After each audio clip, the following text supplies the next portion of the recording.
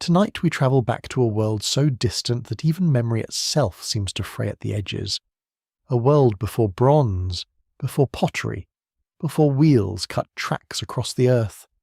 A world where the wide plains of Upper Mesopotamia stirred beneath cold dawns and pale suns, where gazelle drifted in restless herds across the grasses, and where human beings, no less thoughtful than ourselves, looked out across the land and asked questions that still haunt us now. Who are we? Why are we here? What waits beyond death? And what sort of place is this strange and beautiful world that has been given to us? In the southeastern reaches of what is now Turkey, near the ancient heartlands watered by tributaries that eventually feed the Euphrates, there rises a limestone ridge. Wind brushes over it. Summer light burns white upon it. In winter, rain darkens the stone and the soil clings to the earth in heavy bands of red and brown. For thousands upon thousands of years this hill stood quietly beneath the sky, its secrets sealed beneath the layers of sediment and deliberate fill. While empires rose elsewhere, kings named themselves masters of the world, and later generations built cities, monuments, and tombs that seemed grand enough to define civilization itself. Yet hidden beneath that hill was something older than all of them, older by an almost unbearable margin. Göbekli Tepe, Potbelly Hill, a name that sounds modest, almost playful, and yet conceals one of the most astonishing archaeological discoveries ever made. Here, radiocarbon dating has placed a monumental activity deep in the pre-pottery Neolithic, beginning around 9,600 BCE. That date lands like a thunderclap in the human story. It places the site roughly 6,000 years before the pyramids of Egypt. It belongs to an age when people are often imagined by the modern mind as simple wanderers living hand to mouth, without the organisation, symbolism, or ambition needed for monumental construction. And yet on this hill, set among the stony uplands above the Harran Plain, human hands carved, lifted, and arranged massive T-shaped pillars into great enclosures of stone, not by accident, not by whim, not as some passing shelter against the weather, but with intention. When you stand there in imagination, the world feels different. The air is sharp in the early morning. Flint dust clings to the skin. The smell of cut limestone rises dry and chalky from fresh stone. Men and women move across the ridge with purpose. Hammerstones strike, voices call, feet press into pale earth. Some carry tools of worked flint. Some haul fragments of stone. Some watch in silence. Above them, vultures circle on invisible currents, black shapes cutting through the light. Around them the land opens wide, and in that openness there is no city, no palace, no formal state, no written text to explain what is being done here. Still, for the most part, secrets remain hidden. That is what gives Göbekli Tepe its power. It does not merely extend the timeline of architecture, it unsettles old assumptions about how civilization begins. For generations, the familiar story ran like this: first came agriculture, then surplus, then villages, then hierarchy, then temples, then cities. It was tidy, logical, comfortable. But Göbekli Tepe stands in the path of that neat procession like a stone giant refusing to move. It asks whether ritual came first, whether gathering in sacred space helped draw people together before farming had fully transformed the world, whether belief, memory, obligation, and shared ceremony were not the ornaments of civilization, but among its deepest foundations. This is the great question hanging over the hill. Why? Why here? Why then? Why did communities of hunter-foragers, living at the threshold of a changing world after the end of the last ice age, commit themselves to building on such a scale? What force was powerful enough to summon labour, coordination, and vision long before the rise of kings and bureaucracies? Was this a sanctuary, a ceremonial gathering place, a landscape of ancestors, a theatre of death, a place where myths were embodied in stone before myths were ever written down? Or are we, even now, only circling around the edges of meanings too ancient to be easily translated into modern thought? The deeper one looks, the stranger the hill becomes. Its great pillars are not rough-standing stones left untouched by human imagination. They were shaped, deliberately cut from the limestone bedrock. Many were carved in relief with animals, dangerous and watchful creatures that seemed to pulse with energy across the stone surfaces. Foxes move lean and alert, snakes writhe in bands, birds stretch their wings, boars, scorpions, and predators emerge from the pillars as if from another order of reality, just beneath the skin of the visible world. Some of the central monoliths carry human-like traits, arms folded down the sides, hands meeting at the belly, belts and loincloths suggested in low relief. These are stones, yes, but they also seem to be beings, and what beings they must have seemed in flickering firelight. Imagine the scene at dusk. The sky over the ridge darkens into violet. The last gold drains from the land. Fires are lit, voices lower, shadows gather around the enclosures. The pillars catch the shifting light and appear to move, almost to breathe. Ritual may have unfolded here with a gravity that held whole communities in silence. Songs may have risen into the night. Stories may have been told that bound people to place, to memory, to the dead, to the animals, to the sky above and the earth below. No inscription survives to tell us. No priest recorded the rites. No king left a boast.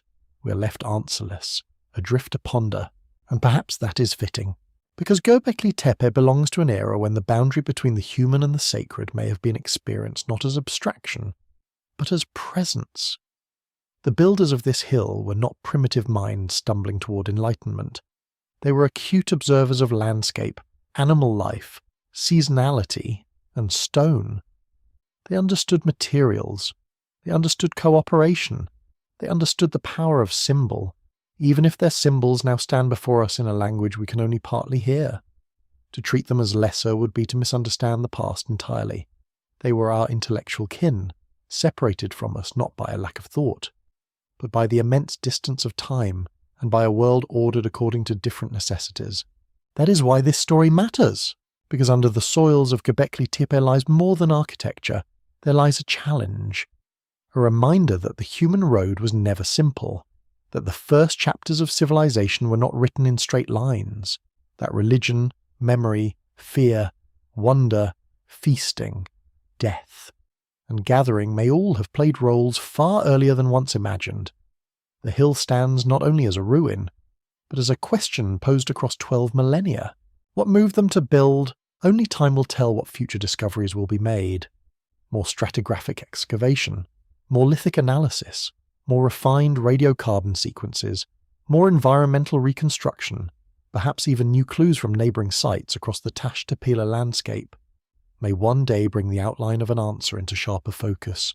But for now the mystery remains, solemn and magnificent, on that wind-swept hill above the plains. So, before you get comfortable, take a moment to like the video and subscribe, but only if you genuinely enjoy what I do here, and if you feel like it, post your location and local time in the comments.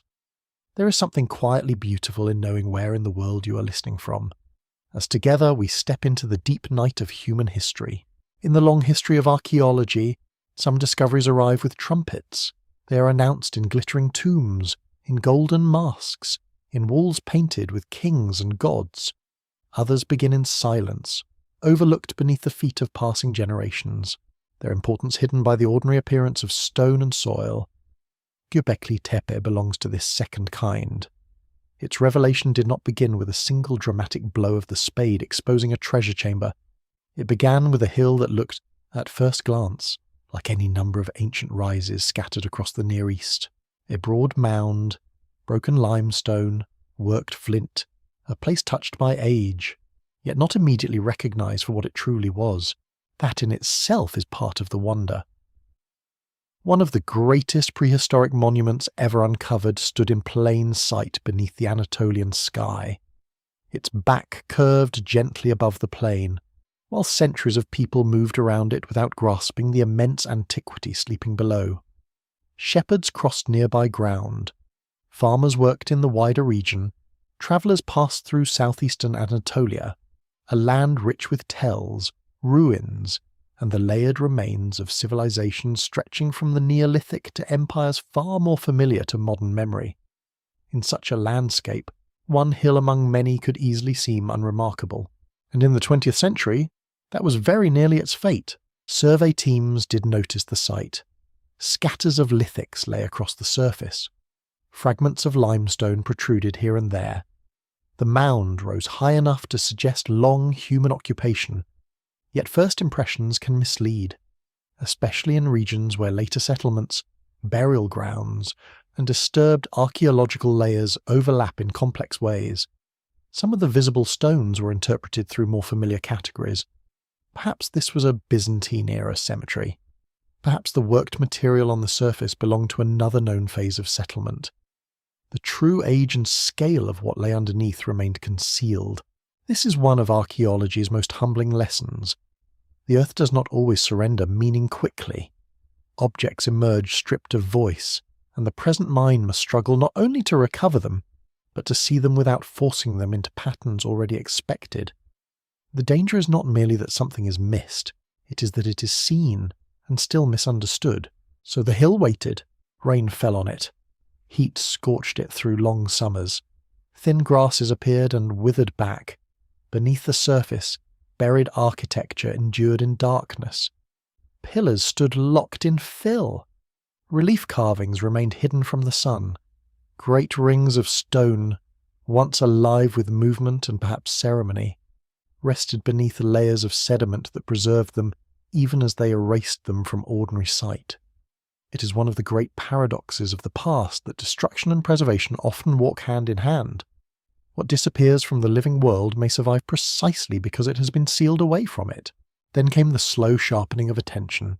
Archaeology is often imagined as a field of spectacular moments, but in truth it depends upon patience, comparison, trained suspicion, and the willingness to question earlier assumptions. Surface finds matter. Topography matters. The distribution of chipped stone matters. The way worked blocks sit in the landscape matters. At sites like Göbekli Tepe, where later occupation did not build a towering city above the older remains, the clues could remain subtle, yet subtle does not mean mute. The mound was speaking all along, though in fragments. The flint assemblage was one clue. Lithic material on the surface hinted at a very early horizon, one that did not sit comfortably within later historical phases. This was not the detritus of a medieval hamlet or a simple burial ground. The patterns belonged to a deeper antiquity, and the stones themselves raised questions. Some fragments seemed too substantial, too deliberate, too worked for the casual structures expected at a minor site. There was, in retrospect, an unease in the evidence, a sense that the hill was refusing tidy explanation. That refusal matters because Göbekli Tepe did not merely emerge from the ground. It forced archaeology to adjust its own habits of thought. By the time serious excavation began to expose the buried architecture, the intellectual ground shifted almost as dramatically as the physical one. Massive T-shaped pillars came to light. Circular and subcircular enclosures appeared. Carefully prepared stone settings emerged from beneath the soil. Carvings of animals surfaced with startling confidence and artistry. What had once been approached as a modest hill suddenly revealed itself as a monumental centre, from the deep pre-pottery Neolithic. To appreciate the shock of this, one must strip away modern familiarity. Today the name Göbekli Tepe is widely invoked in documentaries, articles, and debates about early civilization. But at the moment of recognition, the implications were disorienting. These were not the remains of a late village gradually scaling upward toward complexity. This was architecture of ambition, symbolism, and technical skill from an age in which such things were not supposed to exist in this form. The discovery did not simply add a new site to the map, it disturbed the map itself. Imagine the experience of those first seasons of excavation. The heat rises off the ridge, dust clings to clothes and skin, trowels scrape, brushes clear soil grain by grain from pale limestone surfaces. Then a carved form emerges, the curve of an animal's body, the clean edge of a pillar face, the deliberate geometry of a built enclosure. Day after day, a stratigraphic excavation deepened and the plan of the architecture became clearer. The realization would have grown with almost unbearable force. This hill was not ordinary. It belonged to a world barely glimpsed before, and yet even in discovery, uncertainty remained. That is another truth of archaeology. The moment of revelation is also the beginning of new confusion. What exactly was this place? Who built it? How many generations returned to reshape it? Was it a sanctuary set apart from everyday life, or part of a broader settlement system that only later work would begin to clarify? Were the enclosures open to the sky, roofed in some partial way, or experienced differently over time? Every answer opened new questions, and the site began to generate a field of intellectual gravity far beyond its mound of stone. There is something almost poetic in the way Göbekli Tepe re-entered human awareness. It was not remembered by written tradition. No classical author described it. No chain of priests guarded its name through the ages. Its rediscovery depended instead on the meeting of landscape, method, and disciplined imagination. Human beings had to look again at what was already there. They had to distrust easy conclusions. They had to let the hill become strange before it could become legible.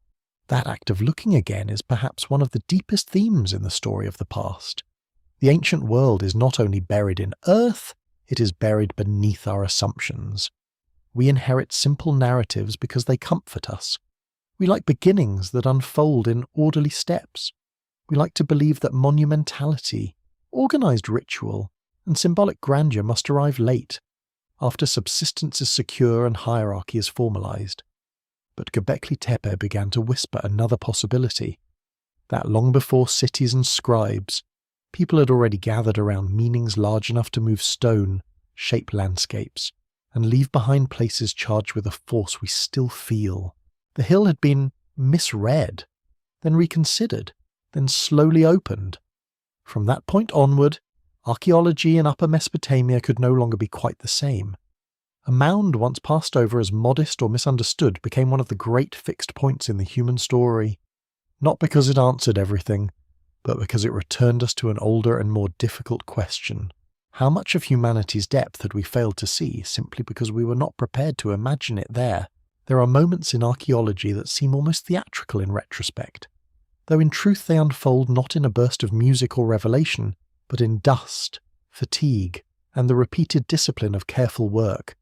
The transformation of Göbekli Tepe from an overlooked rise into one of the most astonishing prehistoric sites on Earth was one of those moments. Yet what made it extraordinary was not simply that excavation began, it was that someone arrived at the hill prepared to recognize that the old assumptions might be wrong. By the 1990s, southeastern Anatolia had already become a region of growing importance for the study of early settled life. Across this broad zone, archaeologists were piecing together the first chapters of the Neolithic, tracing communities who lived at the threshold between mobile hunting worlds and more settled ways of life. The great river systems, the limestone uplands, the ecological diversity of the region, all had made it a natural corridor of human innovation for millennia. But even against this rich background, Göbekli Tepe did not yet fully declare itself. Its surface suggested antiquity. Yes, but antiquity alone does not reveal purpose. A mound may hold many centuries within it, and only excavation can begin to sort one layer from another. So the work began with that most basic of archaeological acts, removing earth slowly enough for the past to speak. One can imagine the first impressions as trenches were opened. Loose stones gave way to more deliberate alignments. Soil colour shifted, cut limestone surfaces began to emerge from the ground with edges too clean to be accidental. The deeper the excavators went, the less the site resembled anything ordinary. These were not scattered field stones from a collapsed farmhouse, or random blocks displaced by erosion. They were parts of a design. Something large had been built here, something planned. Then came the pillars, not rough posts or low orthostats, but towering monoliths of limestone shaped into a form that would become the visual signature of the site. T-shaped, upright, imposing. Their surfaces were smoothed. Their dimensions far exceeded what anyone expected from such an early horizon. Some stood in central pairs, others around the perimeter of circular enclosures. The architecture had an order to it, even if its exact grammar remains elusive. These stones had not been set down casually. They had been arranged with intent, relation, and symbolism. At that moment, the scale of the discovery must have begun to settle over the excavation team like a second sky. This was not merely an early site, It was an improbable sight. The dating evidence, when brought into the picture, made the effect even more profound.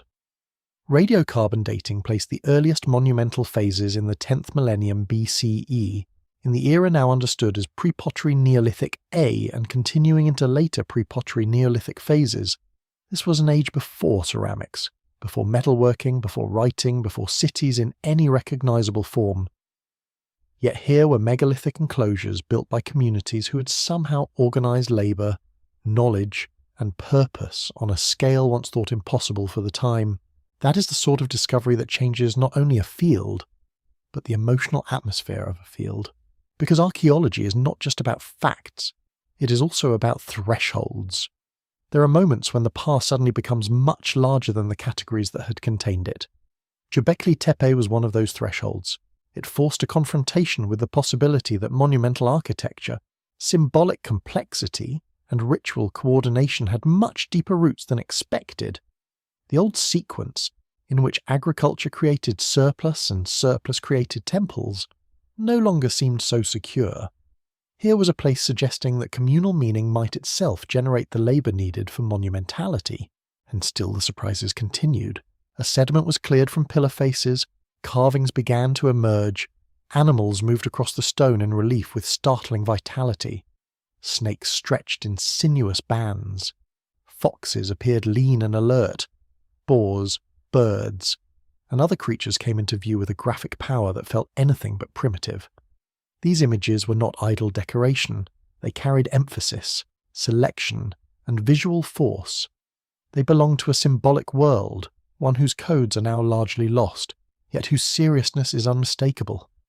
The stone itself seemed alive with warnings, memories, or identities.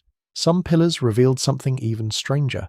On certain central monoliths, arms and hands were carved in low relief, extending down the sides and meeting near the front. Belts and loincloths were indicated. The T-shape, already distinctive, now appeared even more suggestive of stylized human presence. It was as though the architecture were populated by beings standing in frozen stillness. Not statues in the later classical sense, but monumental presences inhabiting space. Imagine the emotional effect of that realization in the trench.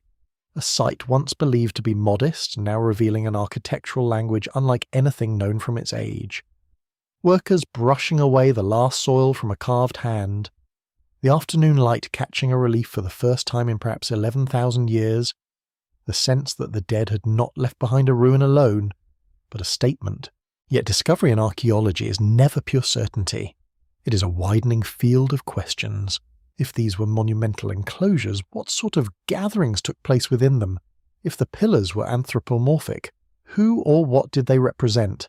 Ancestors, mythic beings, ritual efficients transposed into stone, powers beyond ordinary human life. And how were these spaces experienced? Under open sky, within partial roofing, by small groups or large assemblies, through feasting, mourning, initiation, storytelling, or rites whose entire emotional logic has vanished with the world that produced them.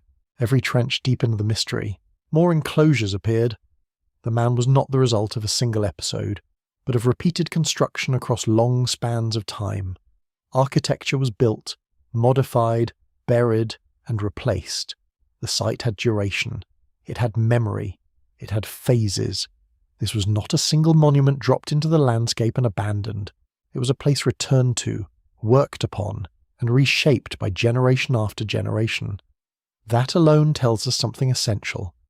Göbekli Tepe mattered deeply to the people who used it. One should pause here to consider the sheer practical intelligence involved.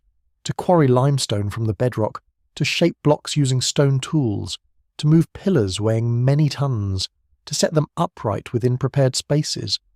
All this required knowledge of materials, coordination of labour, and social mechanisms capable of sustaining collective effort. No inscriptions record orders, no palace archives preserve rations. Yet the stones themselves testify that organisation existed. The labour was real, the planning was real, and the vision was real. This was the revelation hidden inside the hill, not simply that ancient people built big things. Humanity had always been capable of astonishing acts. The deeper revelation was that symbolic life, ritual seriousness, and technical accomplishment were already intertwined at the dawn of settled society. Göbekli Tepe did not belong to the childhood of the human mind. It belonged to one of its earliest surviving triumphs.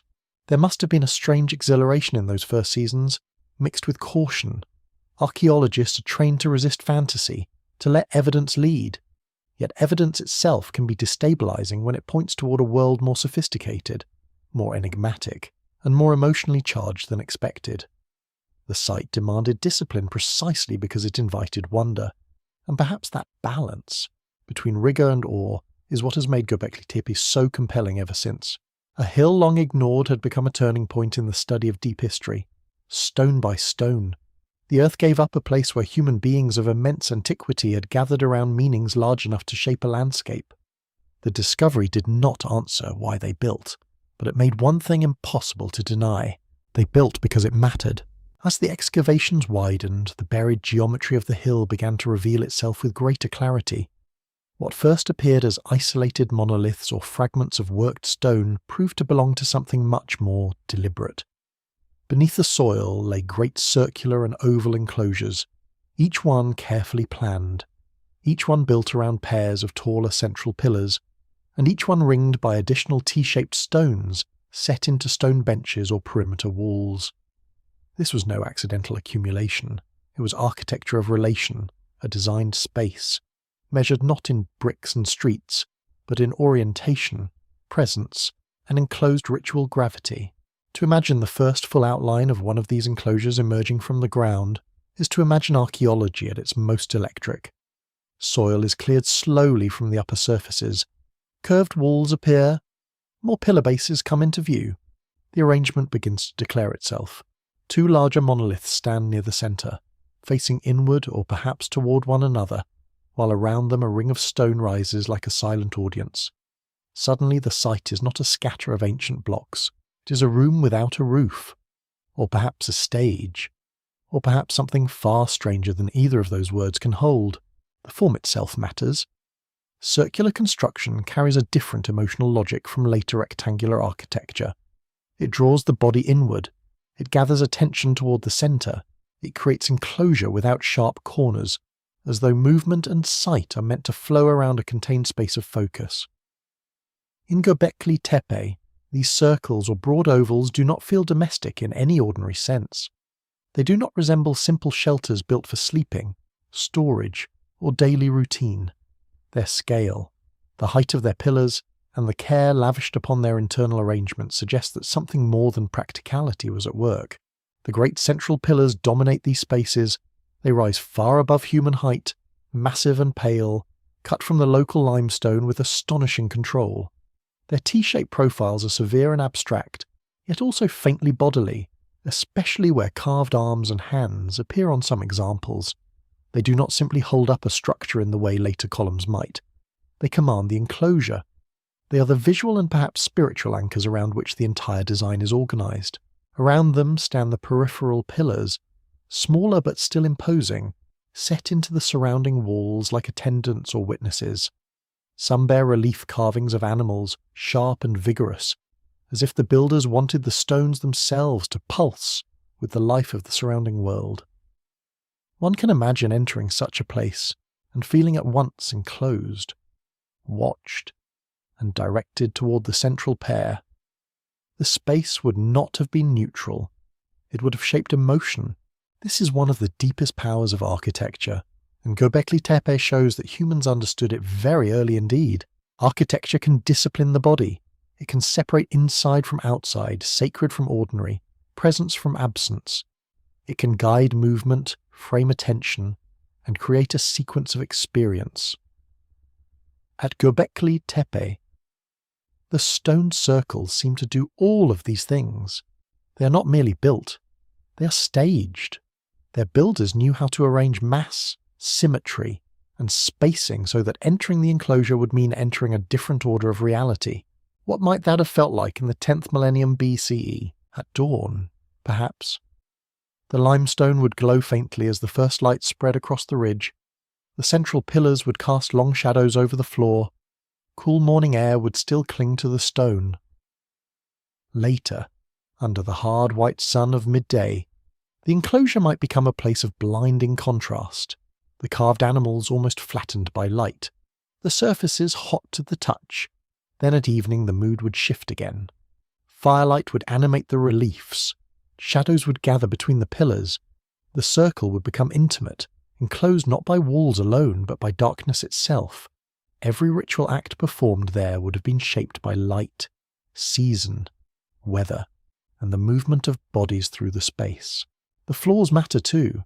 In some enclosures, the prepared surfaces suggest care far beyond casual construction. This was not rough ground left as found. The builders worked the interior so that the space had finish and definition.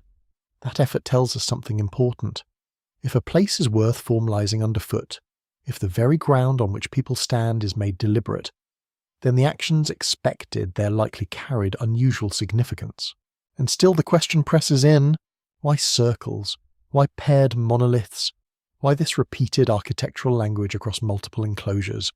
The repetition suggests tradition rather than improvisation. These builders were not experimenting randomly from one structure to the next. They were following principles, however obscure those principles now appear to us.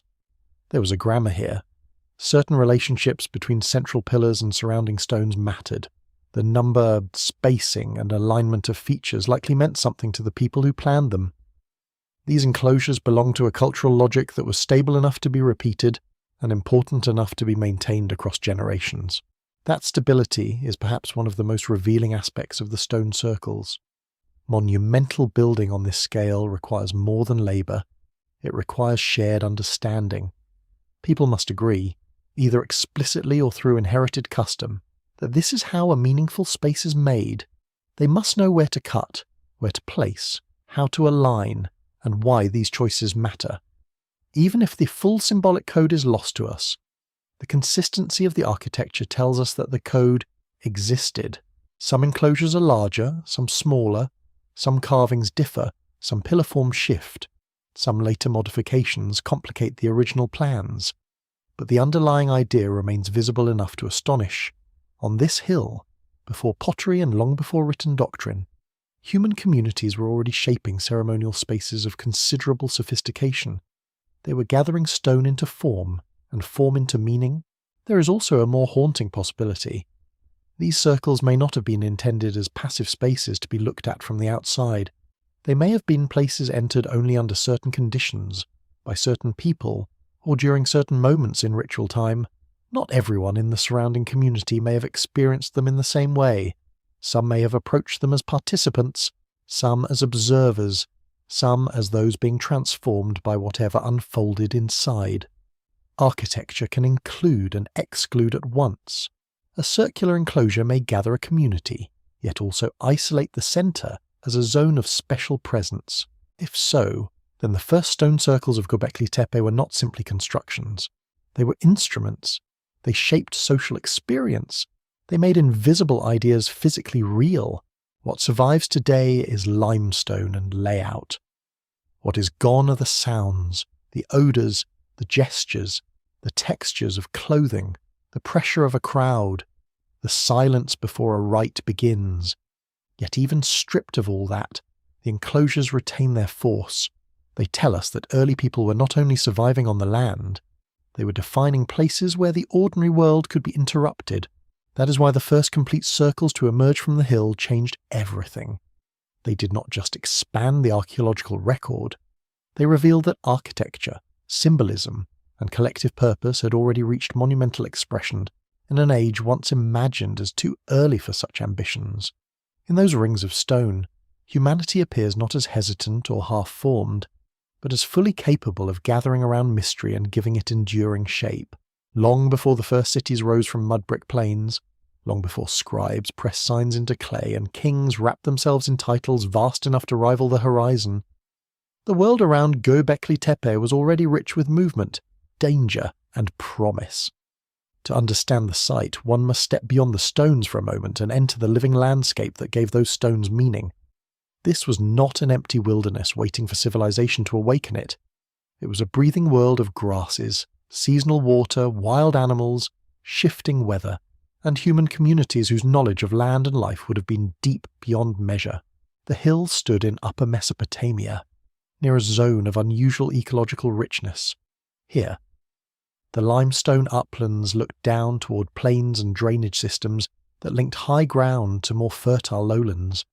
The wider region formed a kind of threshold between environments. It was a place where different habitats met, where seasonal patterns could be read with care, and where wild resources were available in combinations that mattered profoundly for human survival.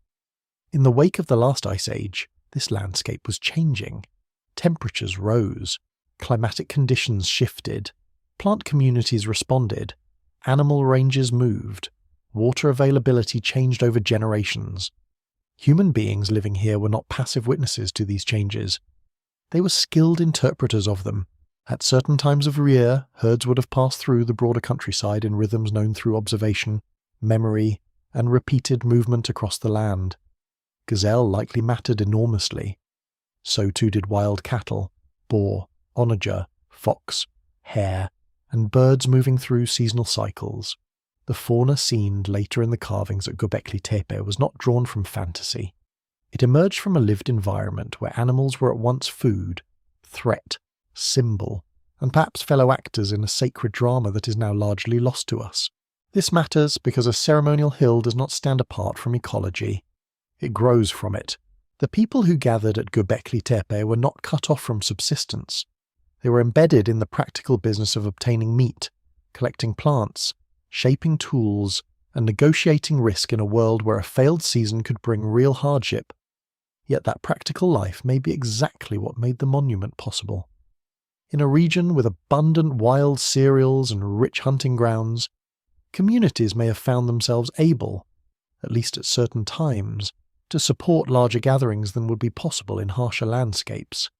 If so, the hill did not rise in spite of the environment, but because the environment created a stage on which communal effort could become thinkable. Imagine the ridge during a season of assembly. People arrive in small groups from different directions, moving across known routes through the uplands and plains. They bring tools, knowledge, stories, perhaps obligations inherited from elders.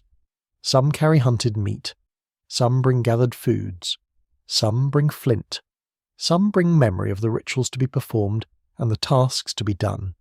The hill becomes more than a topographic feature. It becomes a point of convergence, a place where scattered bands or semi-settled communities temporarily become something larger than themselves. That possibility has profound implications. It suggests that Göbekli Tepe may have served as a magnet for social concentration in a world not yet organized by urban permanence. Human beings do not need cities to gather around meaning. They need reason, a season, a memory, a ritual obligation, a burial, a feast, a fear, a hope.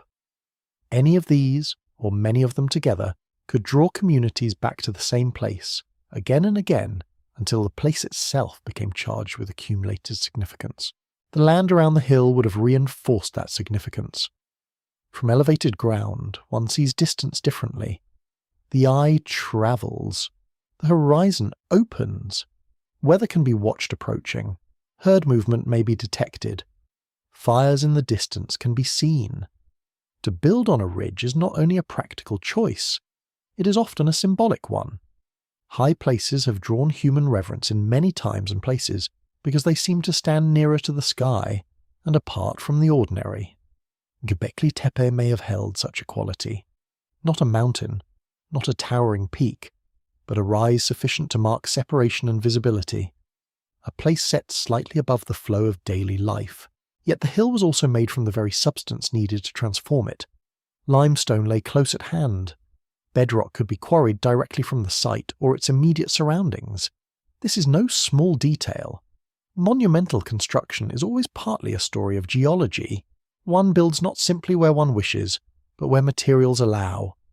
At Göbekli Tepe, the availability of workable limestone meant that vision could take solid form. The builders knew their stone. They knew how it fractured, how it could be shaped, how large blocks might be separated from living rock. This geological intimacy bound the sacred place to the land in a literal sense. The hill was not only the location of the monument, it was the monument's body, There is something haunting in that thought. The people of the 10th millennium BCE did not haul exotic stone from distant quarries to create an imported sacred world. They drew the monument from the ridge itself. The place became its own architecture. Its skin was cut and raised into standing forms. Its mass was opened, reworked, and reimagined. The hill was both source and setting. In such a world, no clean boundary need have existed between nature and culture in the modern sense. Animals, stone, weather, memory, and human action may all have belonged to one woven field of meaning. The fox carved on a pillar was not merely decoration. The vulture was not merely a species. The ridge was not merely useful high ground. Each may have carried associations we can no longer fully retrieve. That is one reason Göbekli Tepe resists reduction.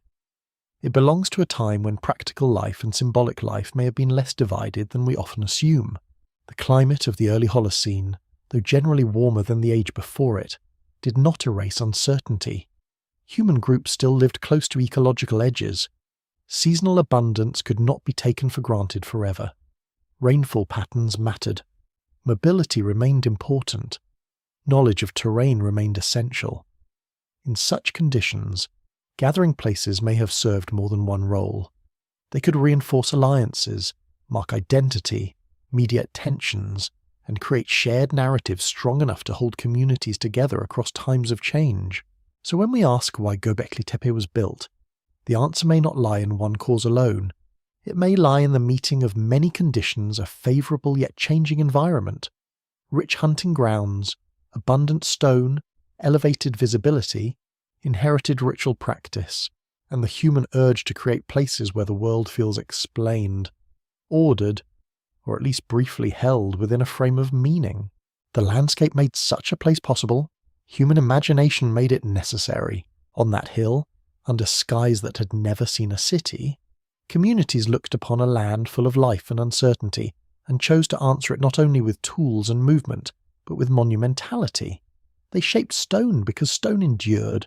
They gathered because gathering mattered, and in doing so, they turned a ridge above the plain into one of the earliest great ceremonial centres known to our species. To understand why a place like Göbekli Tepe could emerge when it did, one must look far beyond the hill itself and into the deep environmental story of the age. The monument did not appear in a vacuum. It rose at the end of a vast climatic drama, when the world was recovering from the last great glacial regime and entering a new phase of warmth, instability, and opportunity. Human beings living in Upper Mesopotamia at this time were not standing still inside a timeless wilderness. They were moving through one of the most consequential environmental transitions in all of prehistory, for many thousands of years before Göbekli Tepe was built. Large parts of the northern hemisphere had lived under the long shadow of colder conditions. Ice sheets dominated far to the north. Climatic systems behaved differently. Vegetation zones shifted. Animal populations moved according to pressures that would have shaped every human decision about mobility, food, and shelter. Then, as the Pleistocene gave way to the Holocene, those old patterns began to break apart. Temperatures rose, glacial worlds retreated, new ecological mosaics formed across Southwest Asia. Yet this transition was not simple or smooth. One of the great environmental episodes relevant to this story is the Younger Dryas, a sharp return to colder conditions that interrupted the broader warming trend near the end of the Ice Age. In human terms, this matters enormously. Climatic instability places stress on communities. It alters plant availability, influences the movement of game, and changes the rhythms by which people plan survival. It can compress populations into favourable refuges or push them toward experimentation. The world after such instability is often a world of adaptation, memory, and heightened sensitivity to place. By the time the earliest monumental phases of Göbekli Tepe were underway, the Younger Dryas had ended and the early Holocene was opening. This did not produce paradise, but it did create conditions in parts of Upper Mesopotamia that were unusually favourable for sustained human activity. Wild cereals flourished in the broader region. Hunting grounds remained rich. Seasonal diversity allowed people to exploit a wide range of resources. This mattered because monument building does not happen when every waking moment is consumed by raw survival alone. It requires enough predictability, enough social resilience, and enough opportunity for labour to be directed toward things beyond immediate need. That may be one of the great keys to Göbekli Tepe. Not abundance in the modern sense, but environmental possibility. The communities of this region lived in a world where careful observation of seasonality would have been essential. Rainfall patterns, plant ripening, herd movements, water access, all would shape the calendar of life. The land was not passively generous. It demanded intelligence. But where that intelligence met rich ecological settings, it could support repeated gatherings and increasingly elaborate forms of placemaking. The early Holocene in Upper Mesopotamia appears to have been one such setting. Imagine spring across the uplands and plains. Grasses return. Wild grains ripen in patches. Herds move with renewed energy. Birds pass through the skies in numbers that make the air itself seem alive. Water lingers in some channels and hollows. Human groups, attuned to these cycles through generations of inherited knowledge, know when to move, where to gather, what to watch for. In such a seasonal world, the idea of returning to a particular hill for collective activity becomes entirely plausible. The environment offers windows of possibility. Human culture fills those windows with meaning. Still, one must resist the temptation to treat climate as destiny. Environmental change creates pressures and opportunities, but it does not mechanically produce monuments. People interpret conditions through culture. Two groups can inhabit similar landscapes and respond in very different ways. That is why Göbekli Tepe remains so compelling. The environment helps explain how the site was possible, but not fully why it was necessary. Somewhere between ecological opportunity and symbolic ambition, a human choice was made. That choice may have been sharpened by memory of instability. Communities emerging from the climatic turbulence of the late Pleistocene may have valued gathering places with unusual intensity. In uncertain worlds, ritual can become more important, not less. Ceremonial life can organize social bonds, reinforce identity, and create a sense of order against environmental unpredictability. A monument on a hill is not only stone, it is reassurance, it is repetition. It is a declaration that some things endure even when seasons shift and landscapes change. If that is so, then Göbekli Tepe may belong to a broader human response to the ending of one world and the opening of another. Its builders stood at a threshold. Behind them lay the long memory of ice age conditions and the instability of climatic reversal. Around them lay a landscape growing richer in some ways, more promising in some ways, but still demanding constant skill. Ahead of them lay transformations they could not yet foresee: cultivation, settlement intensification, changing architecture, new forms of social organization. On that threshold, they built. Environmental reconstruction adds further texture to this picture. Paleoecological studies from the wider region suggest a landscape that was neither barren steppe nor dense forest in the modern sense, but a patchwork of grassland, open woodland, and resource zones attractive to both animals and humans. Such mosaics are often productive precisely because they offer variety. A community able to move through and exploit multiple niches gains resilience. That resilience may help explain how labour could be mobilised for quarrying, carving, hauling, and assembling megalithic stone. The stone itself was part of the environment's gift. Limestone uplands gave the builders material close at hand, reducing one of the great obstacles to monumental construction. Yet even this must be seen environmentally, not merely technically. Geology shapes culture by setting the terms of what can be built. In a landscape of workable stone, symbolic ambition can become architectural reality. The ridge at Göbekli Tepe offered both visibility and material. It allowed human beings to transform place into monument without severing monument from place. There is another dimension to consider as well. Environmental richness can draw groups together, but that gathering may generate its own pressures. Competition, alliance, exchange, marriage networks, ritual obligations, all intensify when people repeatedly converge in favourable regions. A ceremonial centre may arise not despite social complexity. but because ecological success creates the conditions in which social life becomes denser and more demanding. In that sense, Göbekli Tepe may have been part of a world where environment and society were already interacting in increasingly elaborate ways. This was not empire. No roads stretched outward under organised state power. No taxed granaries fed official work crews. No palace stood above the plain. Yet the environmental setting of early Holocene Upper Mesopotamia gave human communities enough structure, enough richness, and enough repeated seasonal rhythm to imagine gathering at scale. From that, something extraordinary followed. A hill of limestone became a fixed point in a changing world. The cold ages had receded, the climates had shifted, the land had opened new possibilities, and human beings, alert to danger and promise alike, answered the changing earth not only by surviving within it, but by marking it with stone, before empire, before writing, before the hard outlines of historical states. They stood in an age between worlds and made one of the earliest monumental statements in the human story. If climate set the stage and the landscape offered possibility, then stone made the vision real. Göbekli Tepe is not only a mystery of belief, it is also a triumph of labour. However profound the symbolism of the site may have been, none of it could take form without hands, tools, repeated effort, and an understanding of material that was intimate, practical, and hard-won. The great enclosures did not rise from abstract intention alone. They had to be cut from the earth itself. That fact is easy to admire from a distance and difficult to fully grasp. The builders of Göbekli Tepe lived in a world before metal chisels, before beasts of burden hauling sledges under written orders, before engineered cranes or pulleys recorded in technical manuals. Their technology was lithic, stone against stone, flint tools, hammerstones, leverage, pressure, rhythm, memory.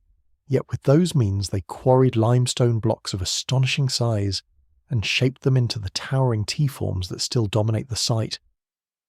This was not an accidental capability. It was knowledge transmitted and refined through practice. The hill gave them the raw material. The limestone bedrock of the ridge and its surrounding terrain could be worked directly. One can imagine the first stages of quarrying with great clarity. Men and women identify the right section of bedrock. They examine the grain, the fracture lines, the quality of the stone. They know from experience where the rock will split cleanly and where it will betray them. Hammerstones strike. Grooves are cut. Channels are opened around a planned block. Piece by piece, the future pillar is separated from the living rock that has held it for ages. In this, there is already something almost ceremonial. To detach a monolith from bedrock is not merely a practical act. It is the beginning of transformation. The hill yields part of itself. Stone that once belonged to the hidden mass of the ridge is brought into the world of human design. It is lifted from geology into culture, from natural form into symbolic form.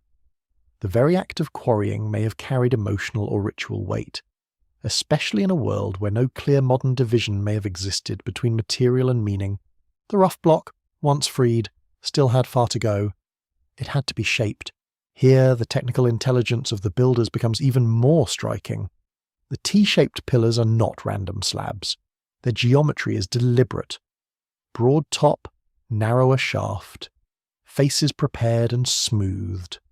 Proportions maintained with consistency across multiple examples. This implies a mental template. The builders knew what they were trying to make. They may not have drawn plans in the later literate sense, but design existed in the mind, in the hand, in communal knowledge. Repetition proves that. Lithic analysis from the wider context of the site helps ground this process. Flint tools found in and around Göbekli Tepe show that the people who worked here operated within a sophisticated chipped stone tradition. They were not improvising with crude implements. They had specialized knowledge of cutting edges, percussion techniques, and tool production. Flint blades, points, and other worked pieces belonged to a technological world capable of precision. When paired with harder hammerstones for pounding and shaping limestone, such tools formed part of an effective toolkit for monumental work, even if to modern eyes the methods seem almost impossibly demanding. Then came the problem of movement. It is one thing to free a pillar from the bedrock. It is another to transport it across uneven ground and set it upright. Some of the stones at Göbekli Tepe weigh many tons. Every stage of handling them required coordination. Ropes may have been used, though little direct evidence survives. Wooden rollers or sledges are often imagined, though wood rarely preserves well in such ancient settings. Leverage almost certainly mattered. So did the sheer organised force of many bodies working together. Human muscle, timing, shouted commands, repeated attempts, and a deep communal willingness to persist through difficulty must all have been part of the process. Picture such a day on the ridge. The air is already warming. Dust rises around bare feet and worked stone. The pillar lies on the ground, newly shaped, heavy beyond casual reckoning. People gather around it, not as isolated labourers but as a coordinated group. Some brace, some pull, some guide the path, some watch for danger. A misjudged movement could crack the stone or injure those handling it. Progress is slow, measured in effort rather than distance. The monolith grinds forward inch by inch over the earth. Sweat darkens skin. Flint tools hang at belts or lie nearby in the dust. Voices rise, then fall into concentration. What matters in such a moment is not merely strength, it is trust. And trust is itself a form of social technology. A community capable of moving megaliths is a community capable of shared intention. No single person builds Göbekli Tepe. No small household does. The site required repeated labour on a scale that implies planning, obligation, and collective belief strong enough to justify exertion far beyond daily subsistence. Whether that belief centred on ancestors, spirits, dangerous animals, rites of passage, or some sacred order now inaccessible to us, it had practical consequences. It made people work together. The setting of the pillars must have been the climax of this labour. A socket or prepared base would need to be ready. The stone would have to be manoeuvred into position and raised without catastrophic failure. This could only have been done through a combination of leverage, earth ramps, coordinated hauling, and carefully controlled release. The moment the monolith settled upright into its place must have carried enormous emotional power. A thing cut from the bedrock now stood vertical against the sky. It had crossed from possibility into presence. That transformation changed the space around it at once. A standing pillar is not just a piece of stone. It creates orientation. It creates before and behind, centre and edge, shadow and face. It alters how people move, where they look, what they feel. Multiply that by enclosure after enclosure, each with central pairs and surrounding monoliths, and one begins to understand the cumulative impact of the builder's labour. They were not simply placing stones, they were constructing experience. There is also a temporal dimension to all this. Göbekli Tepe was not built in a single burst. The labour extended across generations. That means knowledge had to persist. Quarrying techniques, shaping methods, architectural conventions, symbolic priorities, all had to be carried forward. Perhaps children grew up watching adults work the stone. Perhaps the sounds of quarrying and carving were familiar across seasons. Perhaps participation in construction was itself part of belonging to the social world of the site. Monumentality, in this sense, was not a single event but a long education in collective action. Even unfinished features and quarry traces are revealing. They remind us that the site was always in process. There were plans not fully realised, stones partly detached, ambitions interrupted or revised. This gives Göbekli Tepe a human texture often lost when monuments are seen only in their completed form. Behind every raised pillar lay trial, failure, adjustment, and patient persistence. The miracle of the site is not that prehistoric people somehow achieved the impossible. It is that they achieved the possible through means we too often underestimate. They understood stone because they lived with stone. They understood labour because survival already depended on cooperation. They understood how to turn effort into permanence. In their hands, geology became architecture, and architecture became meaning. Göbekli Tepe stands today as proof that even in the deep Neolithic, long before formal states marshalled workers in the name of rulers, human communities could gather the skill and will to reshape a landscape. The limestone ridge did not simply host a sacred place. It was cut, carved, dragged, raised, and transformed by people who knew exactly how difficult their task was and did it anyway. Once the stone had been quarried, shaped and raised, another question began to press itself upon the minds of those who looked closely at Göbekli Tepe. What exactly were these T-shaped pillars meant to be? Not merely as engineering forms, and not merely as supports within an enclosure, but as presences. Because the more one studies them, the harder it becomes to think of them as neutral architecture. They are too emphatic, too standardized, too central to the meaning of the spaces they occupy. They seem less like building components and more like participants in whatever unfolded here. At first glance, the form appears abstract, a tall shaft, a broad capstone like a head without a face, severe, simple, unadorned in its basic silhouette. Yet simplicity can be deceptive. Some of the most powerful symbolic forms in human history are the least descriptive. They do not imitate the world in detail. They condense it. They strip it down until only the essential outline remains. That may be what is happening here.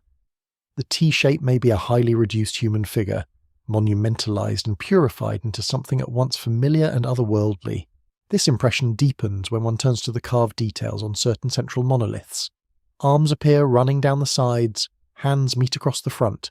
In some cases, belts and loincloths are indicated. These are not random marks. They suggest body, not fully rendered anatomy, but enough to make the intent difficult to ignore. The pillars are not only stones, they are standing forms with human attributes, and because they lack faces, they may appear even more uncanny. They do not portray an individual, they suggest a type of being. That raises the central problem. If the pillars are anthropomorphic, then who is being represented? There is no single answer accepted by all scholars, and that uncertainty is part of what gives Göbekli Tepe its enduring magnetism. Some have suggested that the great central pairs in each enclosure may stand for powerful ancestors, perhaps founding figures, remembered dead, or lineal beings whose presence legitimized ritual activity at the site. In many traditional societies, the dead remain socially active. They watch, guard, demand offerings, and anchor the authority of the living. A monumental anthropomorphic pillar could serve as an ideal medium for such presence. Not a portrait of a specific person, but a durable body for memory itself. Others have imagined that these monoliths represent supernatural beings, entities belonging to mythic or cosmological systems now lost to us. Their scale, abstraction, and commanding position would fit such an interpretation. A central pair standing within an enclosure ringed by other stones could be understood as being set apart from ordinary human status, perhaps receiving ritual attention from participants gathered around them. In this view, Göbekli Tepe becomes not only a ceremonial centre, but a place in which invisible powers were given fixed physical form. There is also the possibility that the distinction between ancestor and divinity, so familiar to later religious thought, may not map cleanly onto the world of the 10th millennium BCE. The builders of Göbekli Tepe may have inhabited a symbolic universe in which the dead, the animal world, the landscape, and sacred forces interpenetrated in ways modern categories struggle to describe. A pillar could embody personhood without needing to belong to what we would call either a god or a human. It could be a node of presence, a focal body in which social memory, cosmology, and ritual power met. The facelessness is especially striking, human-like yet without eyes, mouth, or expression. The pillars resist individuality. They are not portraits. They are archetypal. In this sense, they may have drawn their power precisely from their incompleteness. A fully carved face fixes identity too tightly. A faceless upright form allows the viewer, or the participant in ritual, to experience something more open and perhaps more overwhelming. The pillar is someone, yet not someone you can entirely know, and perhaps that was the point. The body language implied by the carved arms and hands is restrained. These are not action figures frozen mid-movement. They stand in stillness. Their hands meet near the front in a pose that can feel formal, composed, even solemn. There is dignity in it. There is self-possession. If the builders intended these monoliths as beings, they intended beings of gravity, not frantic spirits, not decorative idols, but calm, upright presences around which ritual space could be organized, Their relation to the enclosure strengthens this impression. The central pillars dominate, while smaller T-shaped stones line the perimeter like attendants, descendants, or witnesses. Whether that hierarchy reflects a cosmological order, a social order, or both. It is hard to believe it was accidental. The arrangement implies significance in rank or role. The central pair matters most. They anchor the drama of the space. Everything else orients toward them. One can imagine what it may have felt like to enter such an enclosure under conditions of ceremony. The path inward narrows. The ring of stones closes around the body. Carved animals look out from the pale surfaces. In the middle, the paired monoliths rise, silent and immense. Their human-like forms are recognizable enough to disturb, abstract enough to transcend ordinary familiarity. Firelight catches the stone edges. Shadows move across the arms and belts. Participants lower their voices. They are in the presence of something. That emotional effect may be one of the most important clues we possess. Whatever the exact doctrine behind the pillars, they were built to create an atmosphere of encounter, not merely to mark territory or display technical skill, but to generate a powerful experience of relation between people and presences larger than themselves. Architecture, carving, and bodily symbolism all work together toward that end. The T-shape itself may also have held meanings now unreachable. To modern eyes, it is tempting to see it only as a stylized body, and that may indeed be correct. But form in sacred architecture often accumulates layers of meaning. Verticality can suggest life, authority, connection between earth and sky. The broad top can suggest head, horizon, or the spread of power. Repetition can turn shape into doctrine without words. In a preliterate world, form may have carried what later societies would write down. Still, for the most part, secrets remain hidden. No inscription survives to explain what a pillar was called, who approached it first, what words were spoken before it, or what stories children learned about the being standing in stone on the hill.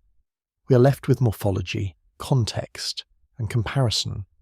We infer carefully. We hesitate. We return to the evidence again and again. Yet even with that caution, one conclusion seems difficult to escape.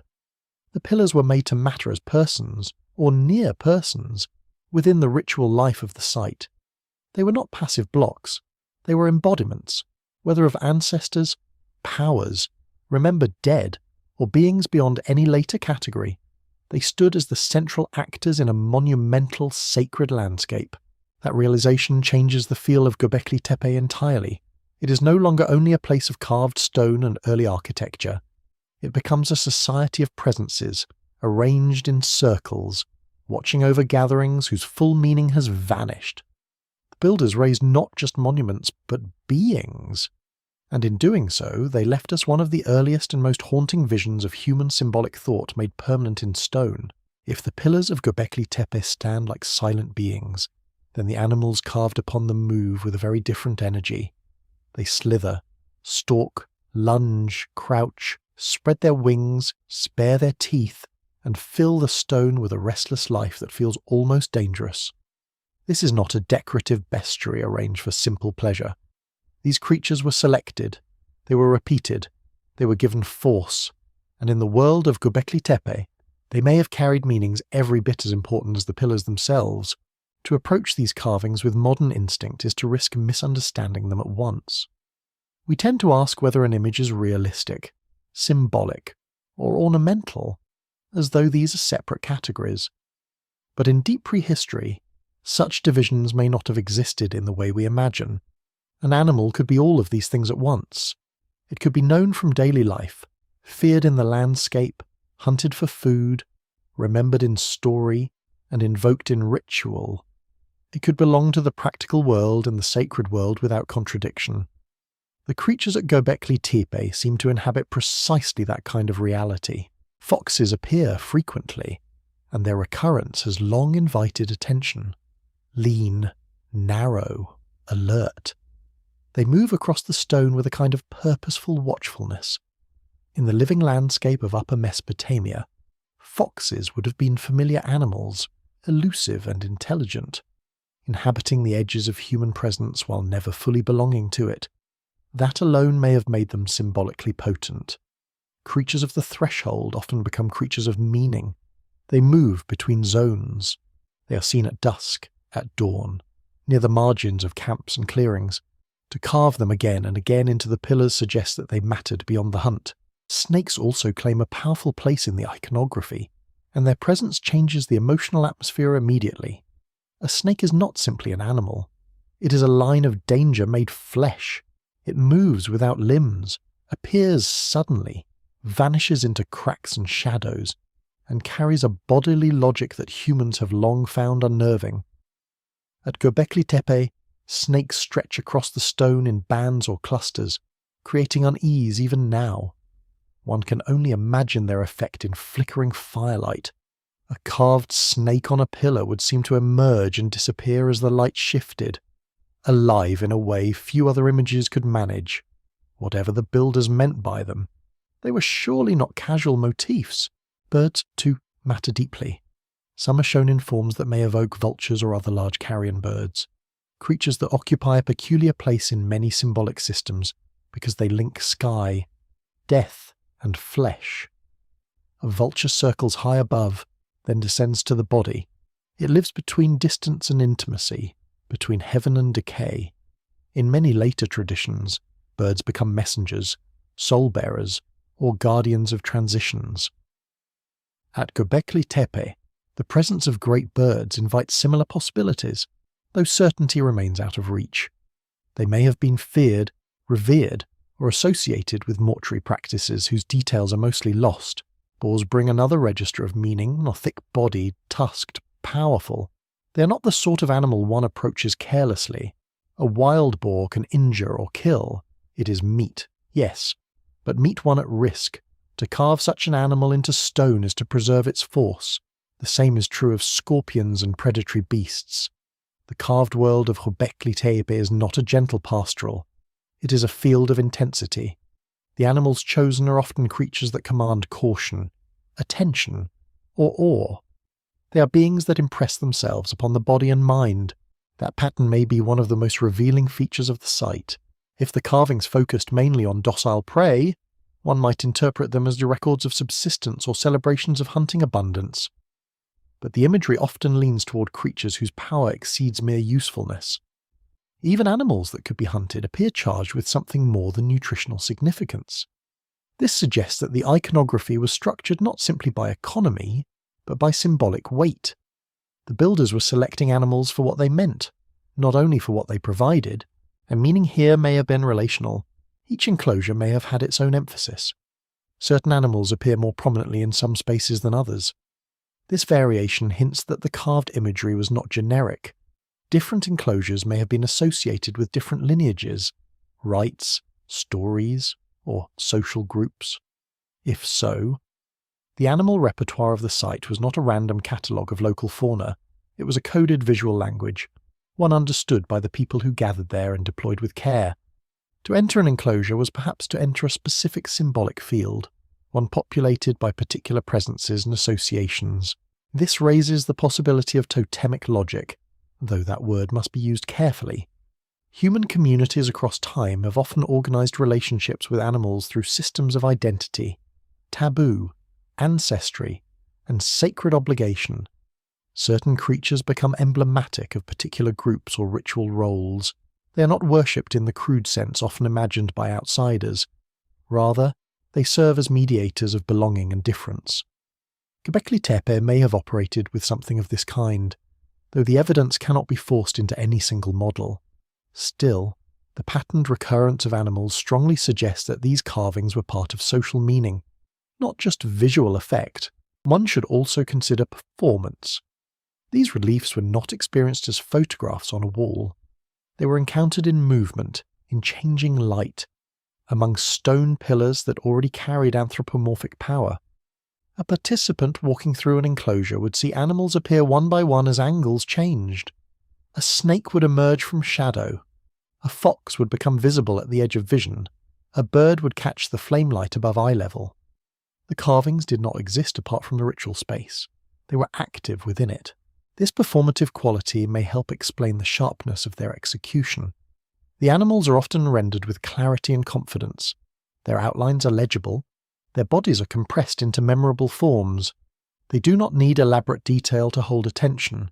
In fact, their directness may have made them more effective within a darkened enclosure or under shifting outdoor light. A ritual image must work in real conditions, not only under the analytic gaze of later archaeology. There is also the possibility that the animals map to cosmology. Some may have belonged to the ground, some to burrows and cracks, some to open land, some to the sky, some to the realm of death. Together they could form not just a catalogue of creatures, but an image of the world itself, layered and alive with agencies beyond the human. In such a system, to carve animals into the pillars would be to inscribe the order of existence into stone. The enclosures would then become places where the human community stood inside a representation of the wider living universe, surrounded by the powers with which it had to negotiate. That idea is difficult to prove, but it fits the emotional force of the site. Göbekli Tepe does not feel like a place concerned only with daily life. It feels like a place where life was interpreted, where danger was framed, where memory and fear were given durable form. Animals, in that sense, were ideal symbols because they were real enough to command bodily response and mysterious enough to exceed simple explanation. Even now, across more than 11,000 years, the carvings retain that tension. We recognize the creatures. We know what a fox is, what a snake is, what a vulture is. Yet at Göbekli Tepe they seem to inhabit a different register. They are more than themselves. They are signs from a world in which the boundary between ecological knowledge and sacred meaning was thin. The people who carved them did not leave us a key. No legend survives to tell why one enclosure favoured one creature and another favoured something else. We are left with stone, pattern, and comparison. Still, the message is unmistakable in one respect. These animals mattered intensely. They were part of the intellectual and emotional architecture of the hill. Göbekli Tepe was not only built from limestone, it was built from relationships between humans and the non-human world, between fear and reverence, between the seen and the half-understood. The animals in stone are among the clearest witnesses to that forgotten order. They stalk across the pillars still, carrying meanings from a vanished age, and reminding us that the first great monuments of humankind were already filled with a wild and watchful imagination. One of the most extraordinary things about Göbekli Tepe is not only that it exists, but that it appears to exist without the social machinery we usually expect behind monumentality. There is no clear palace, no royal tomb, no administrative archive, no carved inscriptions celebrating a ruler who bent thousands to his will, no evidence of a state in the later historical sense, with officials, taxation, standing armies, and centralized coercion. And yet the stones rose anyway. This is where Göbekli Tepe becomes especially difficult for the modern imagination. We are accustomed to linking great construction with hierarchy. We think of pyramids and pharaohs, ziggurats and kings, walls and imperial labour. Monumental works, in that familiar picture, are the outward signs of concentrated power. They are what happen when elites command resources and direct the hands of others. But on this hill in the deep Neolithic, the old formula becomes far less secure. If there were no kings here, no courts, no scribal bureaucracy, then what held the labour together?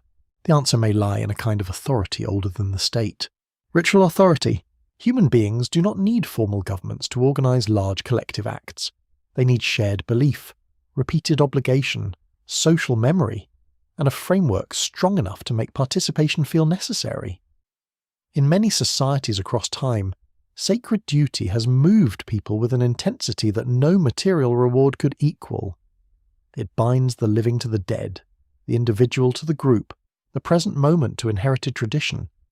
If Göbekli Tepe was a place of ritual gravity, then its power to gather labour may have come not from rulers standing above society, but from meanings embedded within society itself. That possibility changes everything.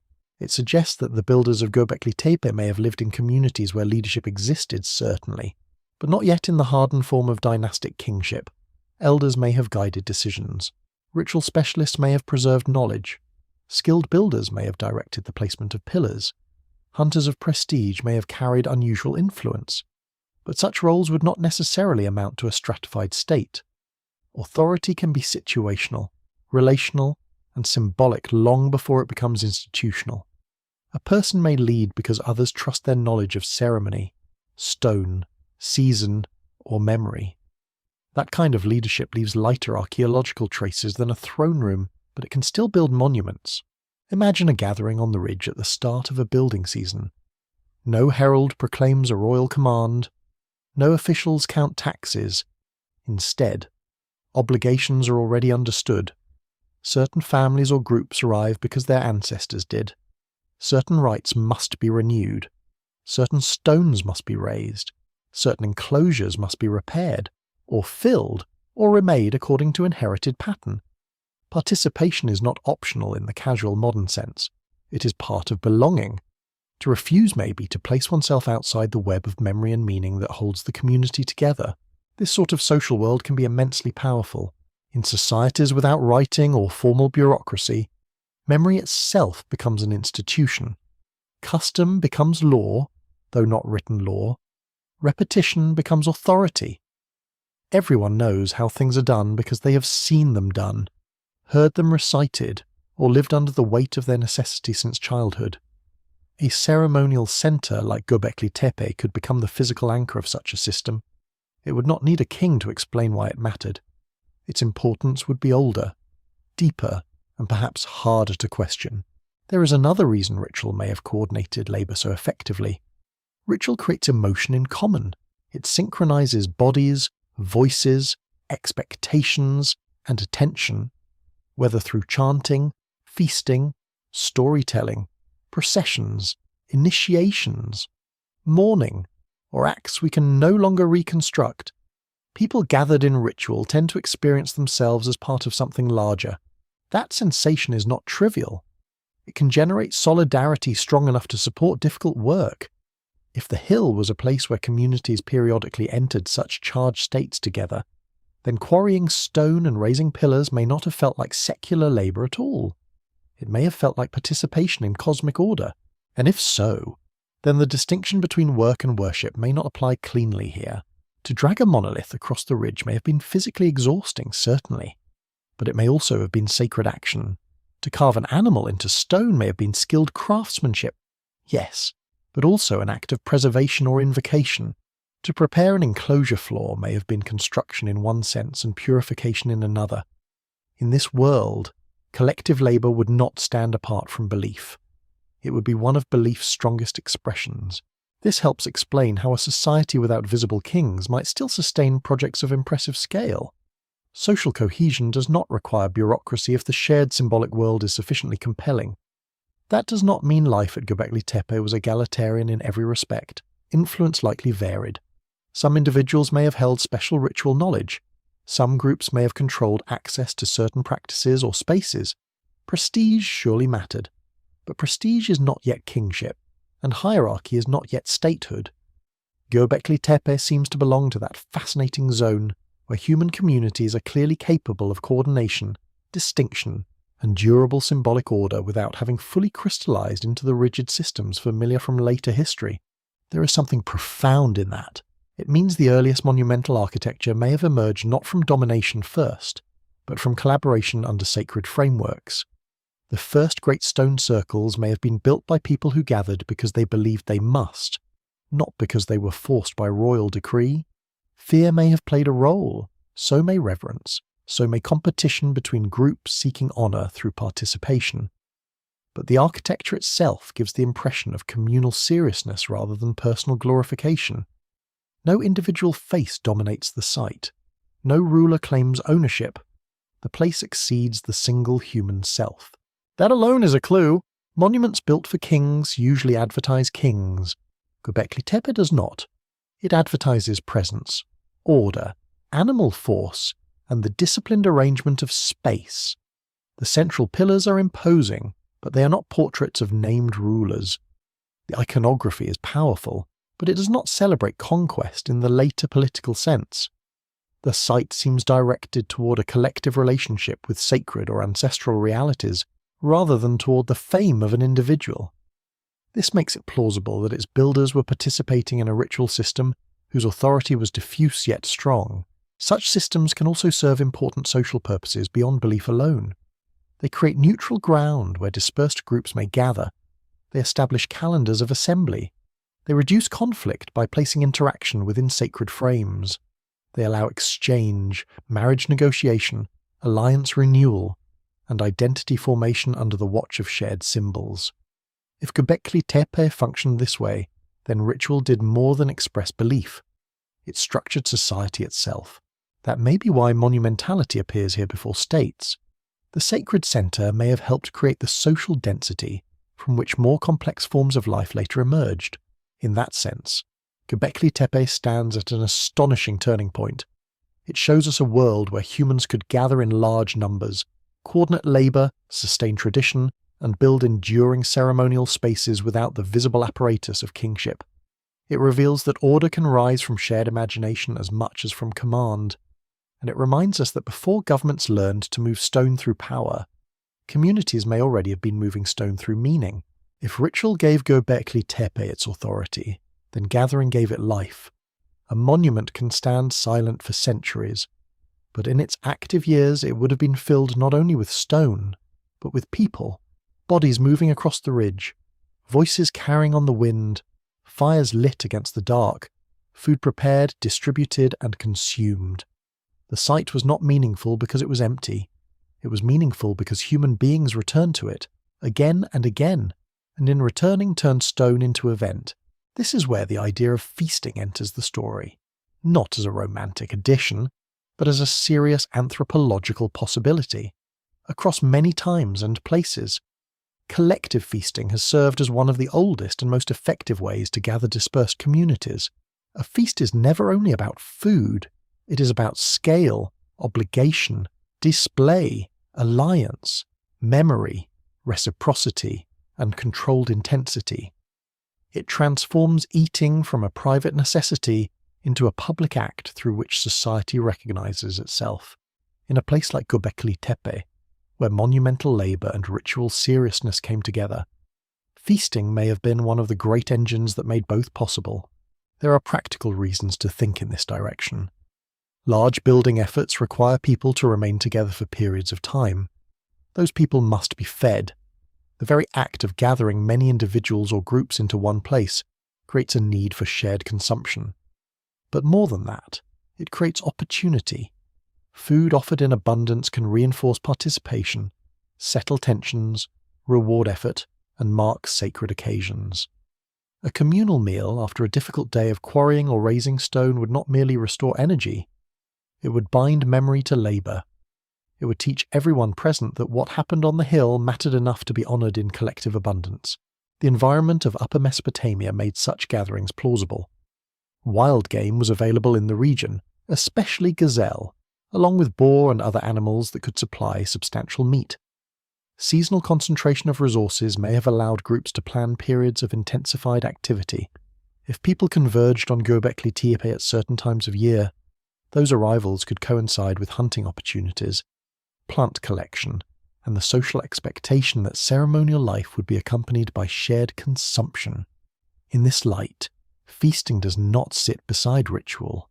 It becomes one of ritual's most visible forms. Imagine the ridge in a season of assembly.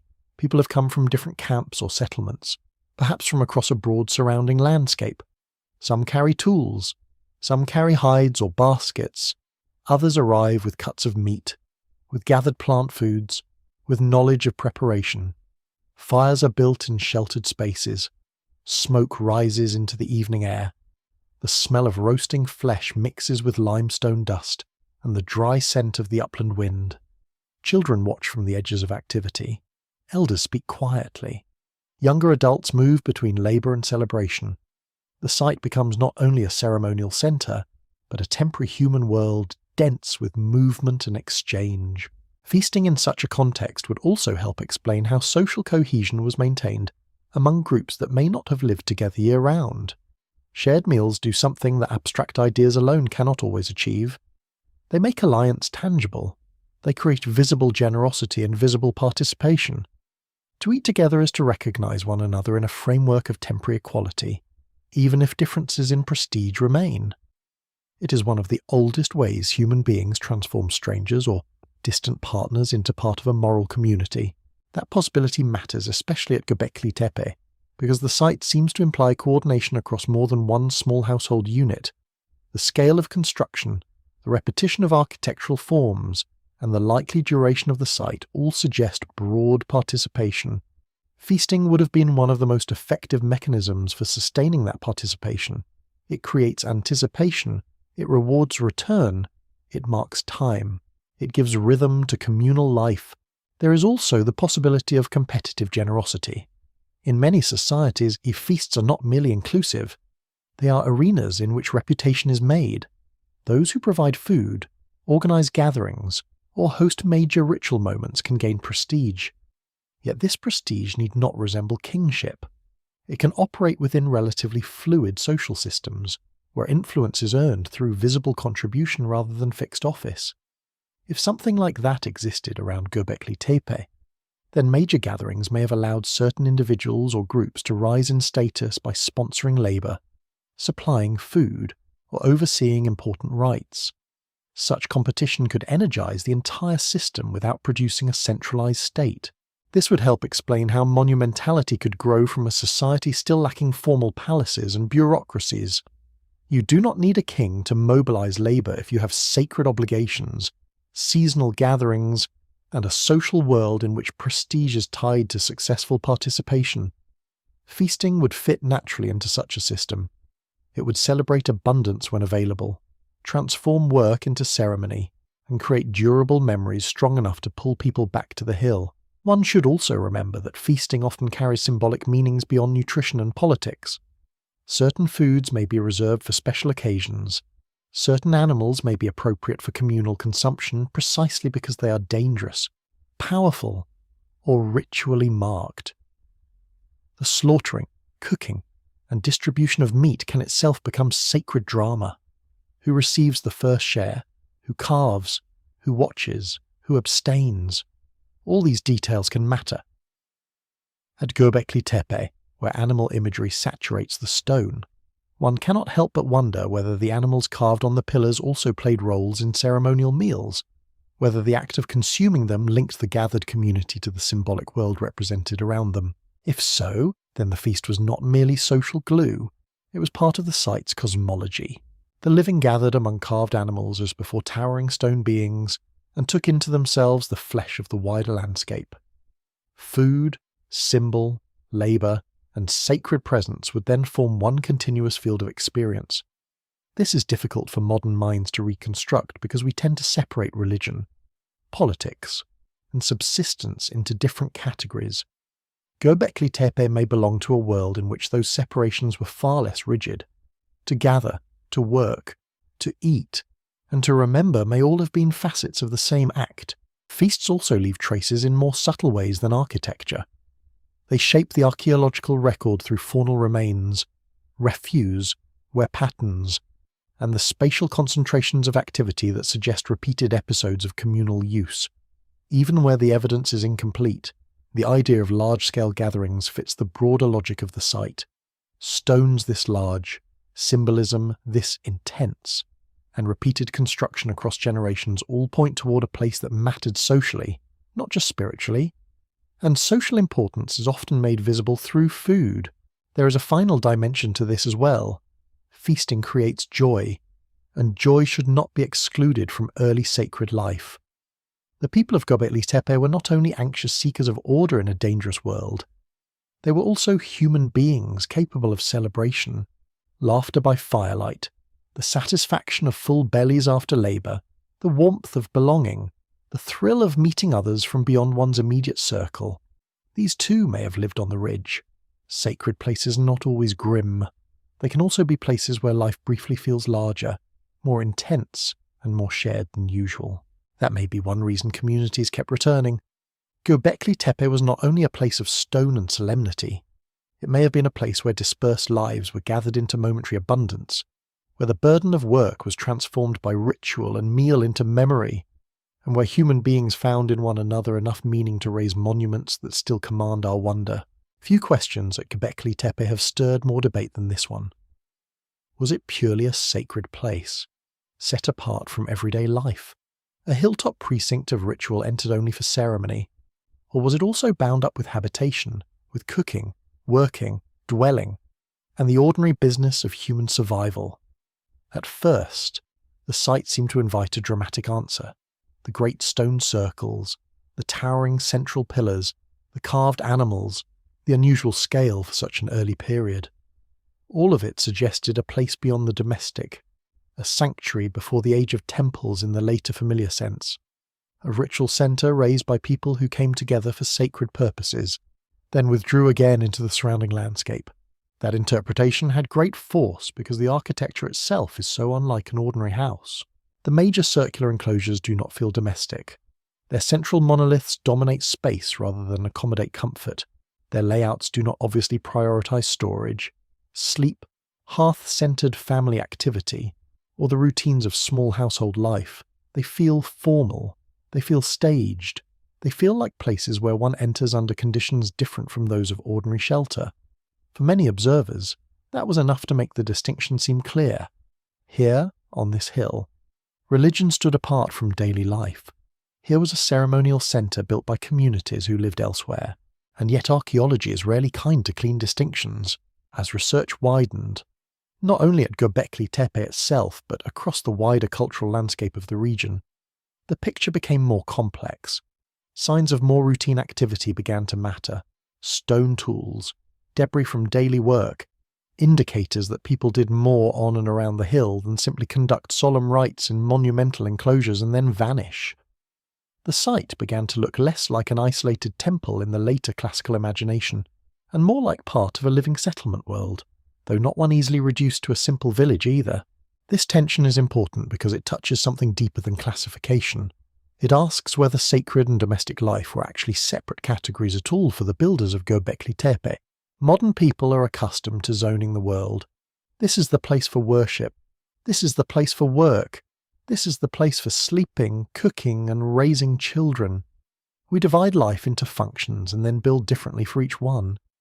But in the deep Neolithic, such divisions may have been far less rigid. A structure could host daily tasks and still carry sacred force.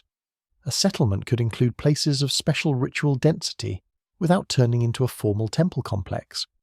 A household world could merge into ceremonial space through repeated acts, inherited customs, and the emotional weight attached to certain locations. This possibility makes Göbekli Tepe more interesting, not less.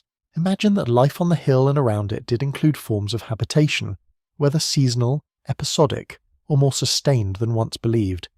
If so, the sacred enclosures would not stand as distant monuments, visited only on rare occasions. They would exist within a landscape of continual human presence. Stoneworking might happen within earshot of food preparation. Ritual specialists and ordinary labourers might share space more intimately than later temple societies would permit. Children might grow up seeing the pillars daily, absorbing their meanings not as exotic mysteries but as part of the world they inherited. That would create a very different emotional texture. The sacred would no longer be separate from life. It would be woven through life. There are good reasons to take this possibility seriously. The wider pre-pottery Neolithic world includes sites where symbolic and domestic practices overlap in striking ways. Burials appear beneath houses. Special buildings emerge within settlements. Skulls are curated. Plaster, stone, and architecture carry meanings that move between daily existence and ritual concern. Göbekli Tepe, rather than standing completely outside this pattern, may represent an especially monumental expression of it. The hill may have contained spaces of extraordinary ceremonial intensity, but those spaces may still have belonged to a broader inhabited landscape of work, memory, and repeated occupation. At the same time, one should not rush too far in the opposite direction. The monumental enclosures remain unusual. Their scale and form still suggest that certain activities took place there, which were not simply extensions of ordinary domestic life. The central pillars are too commanding, the carved iconography too concentrated, and the arrangement of space too formal to be dismissed as everyday architecture. However much daily activity occurred nearby, these places were built to feel different. They were marked out. They drew attention inward. They shaped movement and expectation. They demanded something from those who entered them. So perhaps the real answer lies not in choosing between home and holy precinct, but in recognizing a spectrum of spatial intensity. Some parts of Göbekli Tepe may have been more strictly ceremonial. Some may have supported daily or seasonal tasks. Some may have shifted in function over time. A structure that began as highly charged ritual space might later be approached differently. A zone used for practical activity might acquire sacred status through repeated association with important events. In a site used across generations, meanings do not stand still. They accumulate, overlap, and transform. This helps explain why the debate persists. The archaeological record does not present a neat sign reading temple or village. It presents a layered hill in which monumental architecture coexists with evidence of broader human activity. That mixture frustrates simple storytelling, but it is likely closer to the truth of human life. Real communities are rarely built from one function alone. The same people who pray also cook. The same hands that carve symbolic figures also cut meat, shape tools, tend children, and repair walls. A sacred centre built by human beings will almost always bear traces of their ordinary needs, and perhaps that is exactly what should be expected at a place like this. If Göbekli Tepe stood at a threshold in human history, at the edge where gathering, settlement, ritual, and emerging social complexity met, then we should not expect it to fit later categories cleanly. It belongs to a time before temple and house were fully separated into the kinds of architecture that later civilizations would formalize. It may preserve a world in which the sacred was not housed in a remote institution, but embedded in the very fabric of communal life. Think of a day on the hill if that were so. Morning begins with practical tasks. Tools are checked. Food is prepared. People speak in ordinary tones. Yet nearby the great pillars stand in silence, visible from where one works. Later, a different mood gathers. Bodies move toward an enclosure. Voices lower. What was already present in the background now becomes central.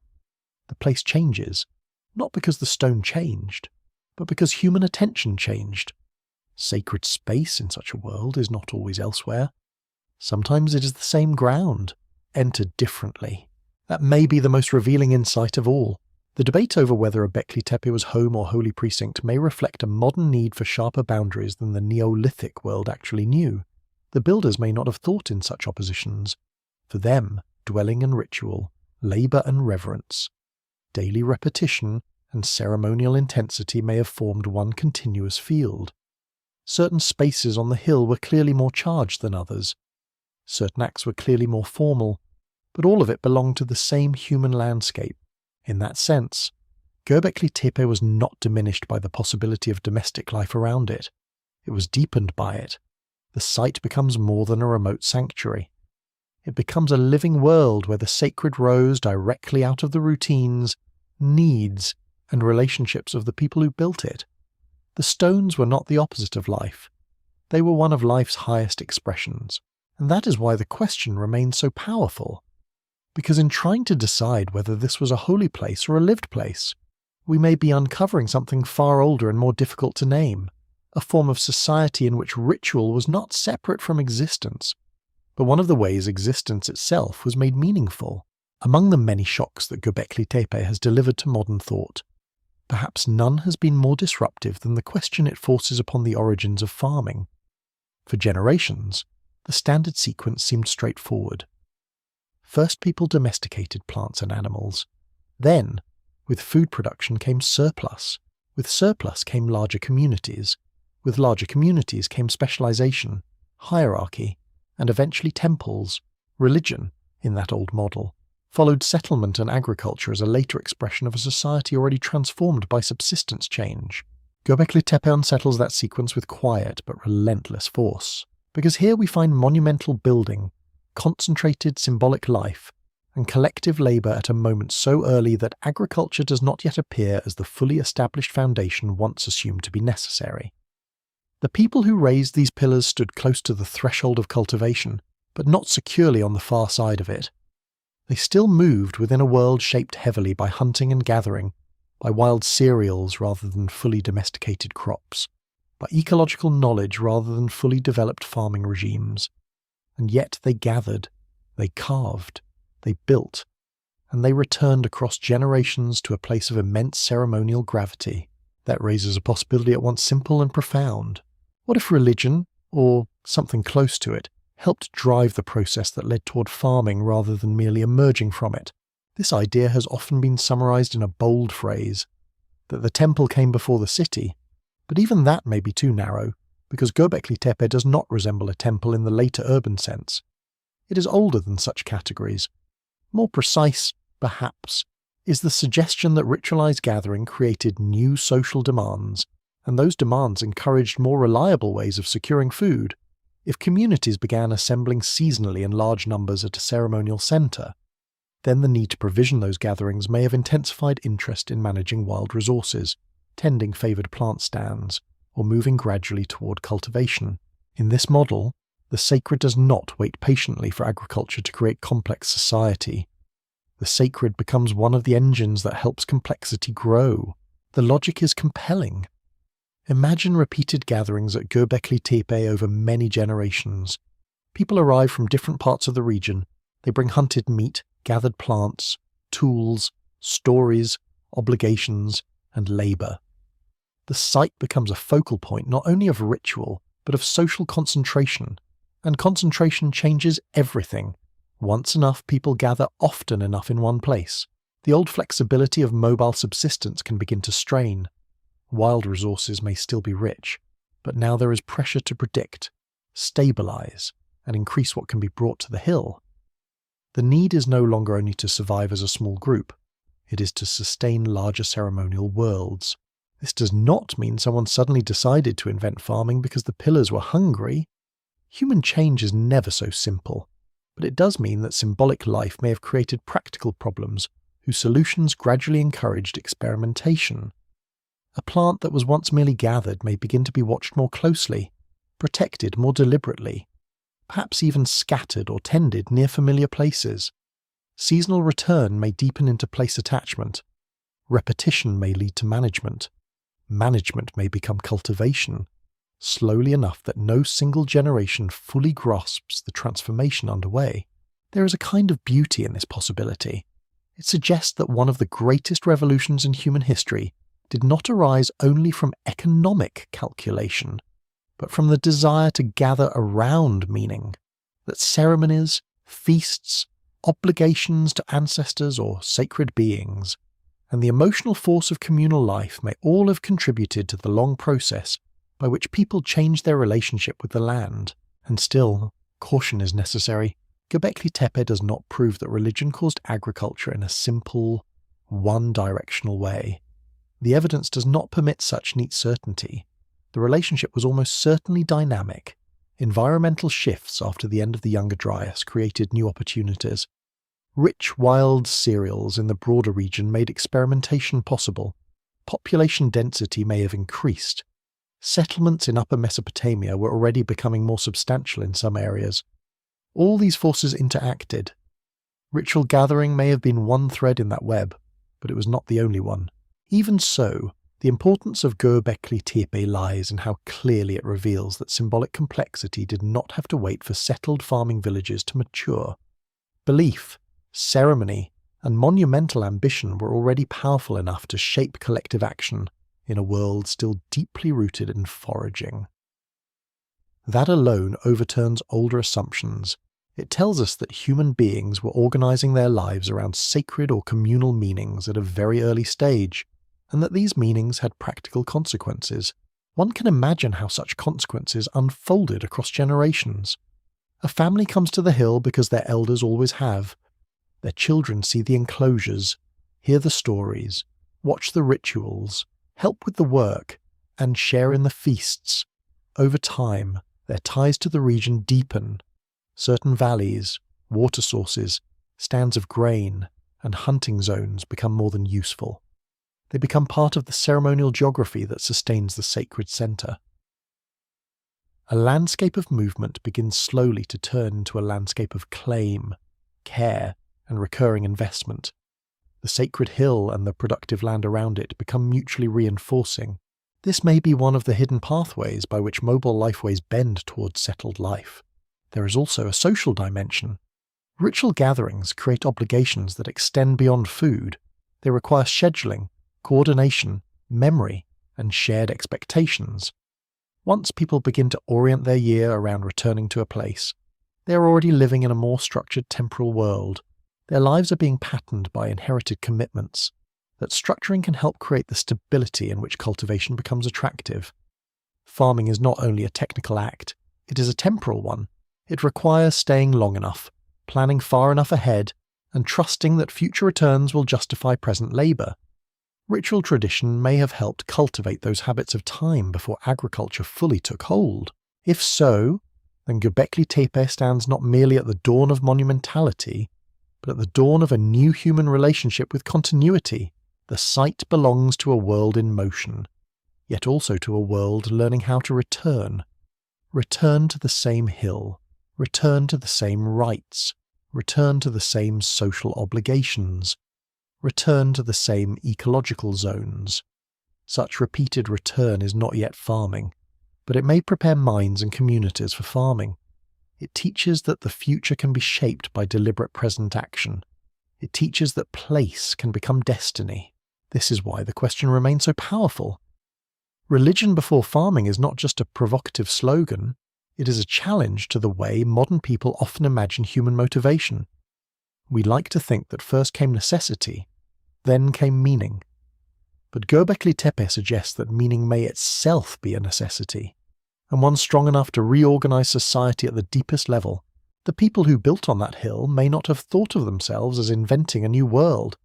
They may simply have been honouring old obligations in a changing landscape.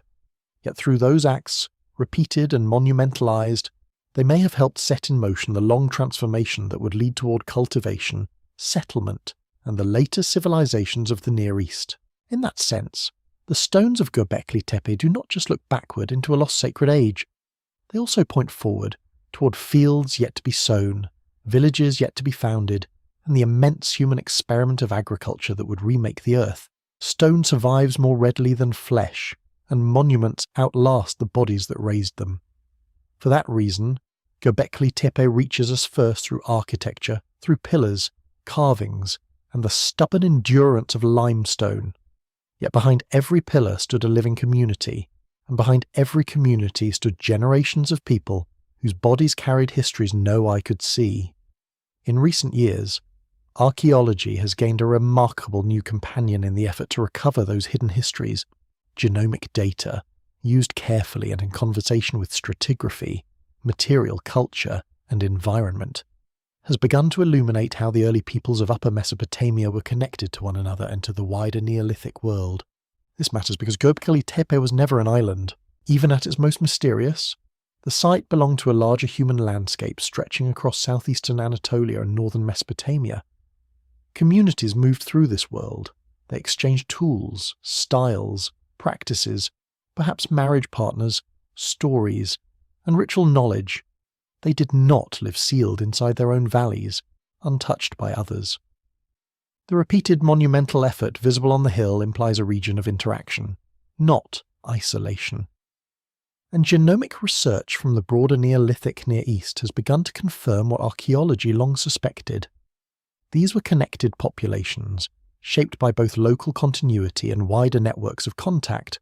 One must begin with care, because genes do not speak in myths, and DNA cannot simply tell us what people believed. It cannot describe a rite, reconstruct a song, or explain why a fox mattered on a carved pillar, but it can reveal patterns of ancestry, movement, and relationship. It can show whether a population was deeply local, newly mixed, or tied through kinship to neighbouring zones. When placed beside radiocarbon dating and the archaeological record, genomic data helps us imagine the social world in which Göbekli Tepe existed. The early Neolithic Near East was not a uniform cultural bloc. Different regions developed in different ways, and communities adapted to local conditions with distinct material traditions. Yet beneath that variation lay a broader human web.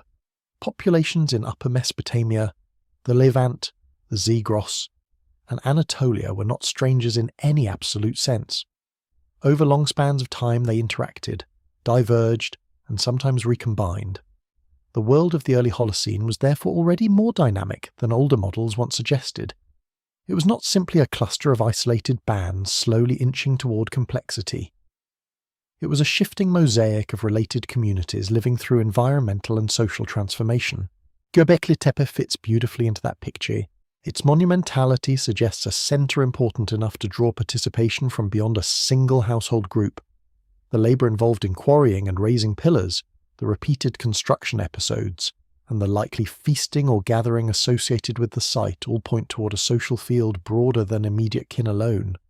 A ceremonial centre of this scale may well have served as a meeting ground where communities renewed relationships, exchanged marriage partners, negotiated identity, and strengthened long-distance ties through ritual. If so, then genomic relatedness in the region would not be incidental. It would be one of the hidden foundations of the site's social viability. Imagine people arriving from surrounding zones, not as foreigners in the modern sense, but as members of neighbouring populations whose speech, customs, and memories may have varied while still remaining intelligible within a wider cultural horizon. Some faces would be familiar, seen in previous gatherings. Others would be new, brought through kinship ties or recent unions. A child born from such connections would carry in the body the silent memory of regional integration. The next generation would embody links that stone alone cannot show. In this way, biological relatedness and ceremonial life may have reinforced one another across centuries. There is something powerful in that image. Göbekli Tepe as a place where stone and blood, ritual and kinship all converged. This would help explain how monumental tradition could persist. Architecture does not sustain itself by symbolism alone. It needs people who feel invested in its continuation. Kinship networks are one of the strongest ways human societies create such investment. If families across a wider region were bound through marriage, shared ancestry, and repeated ceremonial participation, then the hill would become more than a ritual destination. It would become part of the very structure of belonging. To return there would be to return not only to sacred space, but to the wider human network in which one's own life made sense. Genomic perspectives also encourage a more nuanced view of how the Neolithic spread. Older narratives sometimes imagined farming or settled life moving outward in simple waves, replacing what came before with neat uniformity. The evidence now points to something far more intricate. Local hunter-gatherer traditions, early cultivating communities, and regionally distinct populations interacted in layered ways. Some places show continuity, some admixture, some gradual cultural borrowing, some sharp local innovation. In that broader process, Upper Mesopotamia was not a passive recipient of change. It was one of the great laboratories of transformation. That makes Göbekli Tepe even more significant. It stands within a region where human populations were not merely surviving, but actively reshaping how social worlds were organized. Ritual centers, emerging settlement patterns, new relationships with plants and animals, and increasingly dense regional ties all formed part of the same historical moment. Genomic echoes from nearby populations help remind us that the builders were participants in this larger experiment. They were not isolated visionaries in a single sacred valley. They were part of a human frontier where identity, subsistence, and community were all being renegotiated. Still, one must not fall into genetic determinism. DNA can tell us about ancestry. It cannot reduce culture to biology. Two closely related populations may build very different worlds. Conversely, culturally linked groups may include varied ancestries. Göbekli Tepe must always be understood through the full archaeological record, not through genes alone. The stone circles, lithic traditions, environmental setting, and social implications of monumentality remain primary. Genomic data enriches the picture, but it does not replace the harder work of interpretation. And yet it does something precious. It restores the builders to human depth.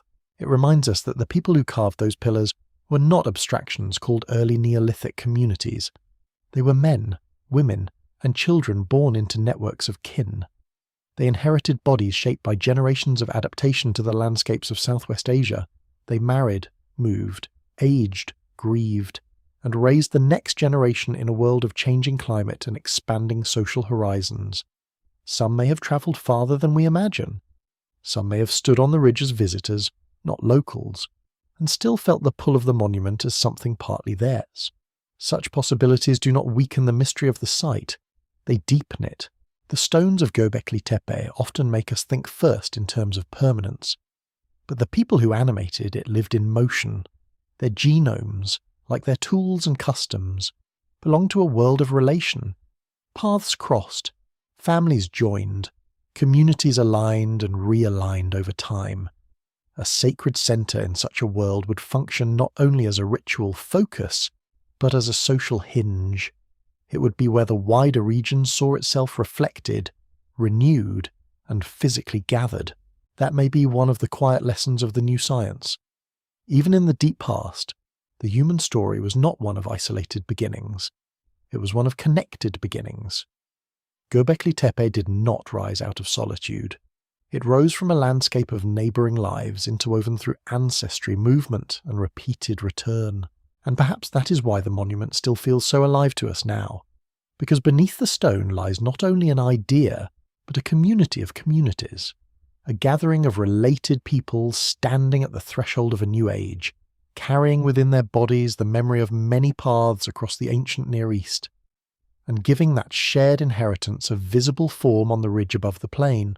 Among the many shadows that gather around Göbekli Tepe, few are as haunting as the possibility that death stood close to the centre of its meaning. Not death in the simple biological sense, not merely the ending of breath, but death as a social force, a ritual threshold, a problem of memory, and perhaps a doorway through which the living tried to remain in contact with powers they could neither command nor forget. The evidence is fragmentary. No great written theology survives, no priest has left instructions, yet the site's imagery, its monumental presences, and its place within a wider Neolithic world where the dead mattered intensely all invite the question: was Göbekli Tepe, in some deep way, a landscape of memory shaped by the invisible company of the dead?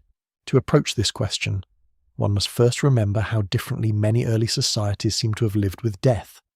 In the modern world, the dead are often removed from the centre of daily life, placed in cemeteries, hospitals, or institutions of mourning set apart from ordinary routine. But in many ancient communities the dead remained much closer. They were buried beneath floors, remembered in household space, revisited in ritual, even transformed into curated presences through the treatment of skulls or bones. Death was not always a distant event. It could remain woven into the architecture of belonging. The pre-pottery Neolithic Near East offers striking examples of this intimacy. At several sites across the wider region, human skulls were removed, plastered, displayed, or otherwise given special treatment after burial. These practices are not trivial curiosities. They reveal that the dead were not forgotten once interred. Certain individuals, or perhaps certain parts of individuals, continued to matter. The skull in particular seems to have held unusual significance, as though the head preserved identity, authority, memory, or the right to continued presence among the living. Göbekli Tepe has not yielded a neat cemetery that resolves its meaning, but it exists squarely within this broader cultural world. That alone matters. The builders of the site were not strangers to a mortuary imagination in which death required elaborate social handling. If nearby or related communities curated skulls, revisited burials, and embedded remembrance into architecture, then it becomes plausible that Göbekli Tepe too participated in a ritual order where the dead were powerful. The imagery of the site sharpens that possibility. Vultures, or bird forms strongly suggestive of carrion birds, appear in the carved repertoire. These creatures occupy a peculiar position in many symbolic systems because they stand at the meeting point of death and transformation. They descend upon bodies, consume flesh, and rise again into the sky. To the living, such birds can seem at once horrifying and sacred, agents of dissolution and movement between worlds. In some later traditions, they become psychopomps, bearers of souls, or attendants at the boundary between life and death. We must be careful not to project later beliefs backward too confidently. Yet the presence of such birds at Göbekli Tepe makes it difficult to exclude mortuary associations altogether. Imagine standing in an enclosure at dusk, the stone animals catching low firelight, the central pillars looming above, and somewhere in the remembered world outside the circle, vultures wheeling across the sky above the ridge. In that setting, the distance between bird, body, sky, and death may not have felt abstract. It may have been immediate, part of a cosmology in which flesh returned to the world through visible agents and memory endured through ritual. There is another clue in the anthropomorphic power of the pillars themselves. If they represent beings, ancestors, or presences shaped by human form, then one must ask whether they were connected to the dead in some collective sense. Not portraits of individuals, certainly, but perhaps monumental embodiments of remembered forebears or of a transfigured humanity standing beyond ordinary mortality. Their facelessness makes this all the more compelling. They are person-like, yet not personal, as though identity has been lifted out of the singular and turned into something archetypal. Such forms would be perfectly suited to a ritual world in which ancestors were not remembered as private individuals alone, but as categories of enduring presence. If that were so, then Göbekli Tepe may have been a place where the living gathered in the presence of the dead. Not necessarily around burials alone, but around a monumental architecture that made absence physically felt. This idea gains force when one considers the emotional demands of life in the early Holocene. Communities living by hunting, gathering, and emerging settlement did not experience death as an occasional medical event. Death was everywhere. Injury, disease, childbirth, predation, and environmental uncertainty all gave mortality a sharp and familiar edge. Under such conditions, rituals surrounding the dead are rarely peripheral. They help societies make sense of loss, preserve continuity, and reaffirm bonds between generations. A ceremonial centre like Göbekli Tepe may have offered a place where such work of remembrance could be carried out with unusual intensity. One can imagine rites of passage unfolding there, the death of an elder, the transformation of the body through burial or exposure, the later return to retrieve or honour selected remains, the recitation of stories linking the departed to the animal world, the landscape, the pillars, and the gathered community. None of this can be proven in detail, but it fits the broader anthropological logic of the period. Sacred architecture often emerges where societies seek not only to celebrate life, but to domesticate death without denying its power. The possibility of skull-related symbolism is especially evocative. Even if Göbekli Tepe itself has not produced the same evidence as certain other regional sites, the broader tradition of plastered skulls and curated crania cannot be ignored. In those practices, the human head becomes a durable focus of remembrance, transformed through handling into a bridge between decay and continuity. The face may be remade in plaster. The bone may be preserved long after the flesh is gone. Such acts do not merely honour the dead. They keep them socially active. A community that works this way is a community for whom memory has material form. Göbekli Tepe, with its giant faceless beings of stone, may belong to the same mental universe. The site monumentalizes presence in durable matter.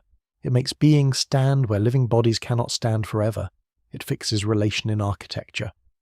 If households elsewhere curated skulls on an intimate scale, then the hilltop enclosures may represent a broader communal version of the same impulse, to hold the dead near, to convert memory into enduring form, to ensure that those who came before remained witnesses to the living. Death may also help explain the unusual atmosphere of danger in the animal imagery. Snakes, scorpions, vultures, tusked beasts, predators. These are not only ecological realities, they are creatures bound to vulnerability, flesh, fear, and transformation. Their prominence may reflect a worldview in which life was understood in constant proximity to peril and mortality. Entering an enclosure at Göbekli Tepe may therefore have meant entering a dramatized version of existence itself, surrounded by the forces that threaten, consume, or transcend the human body. If so, the site was not a peaceful shrine of abstraction.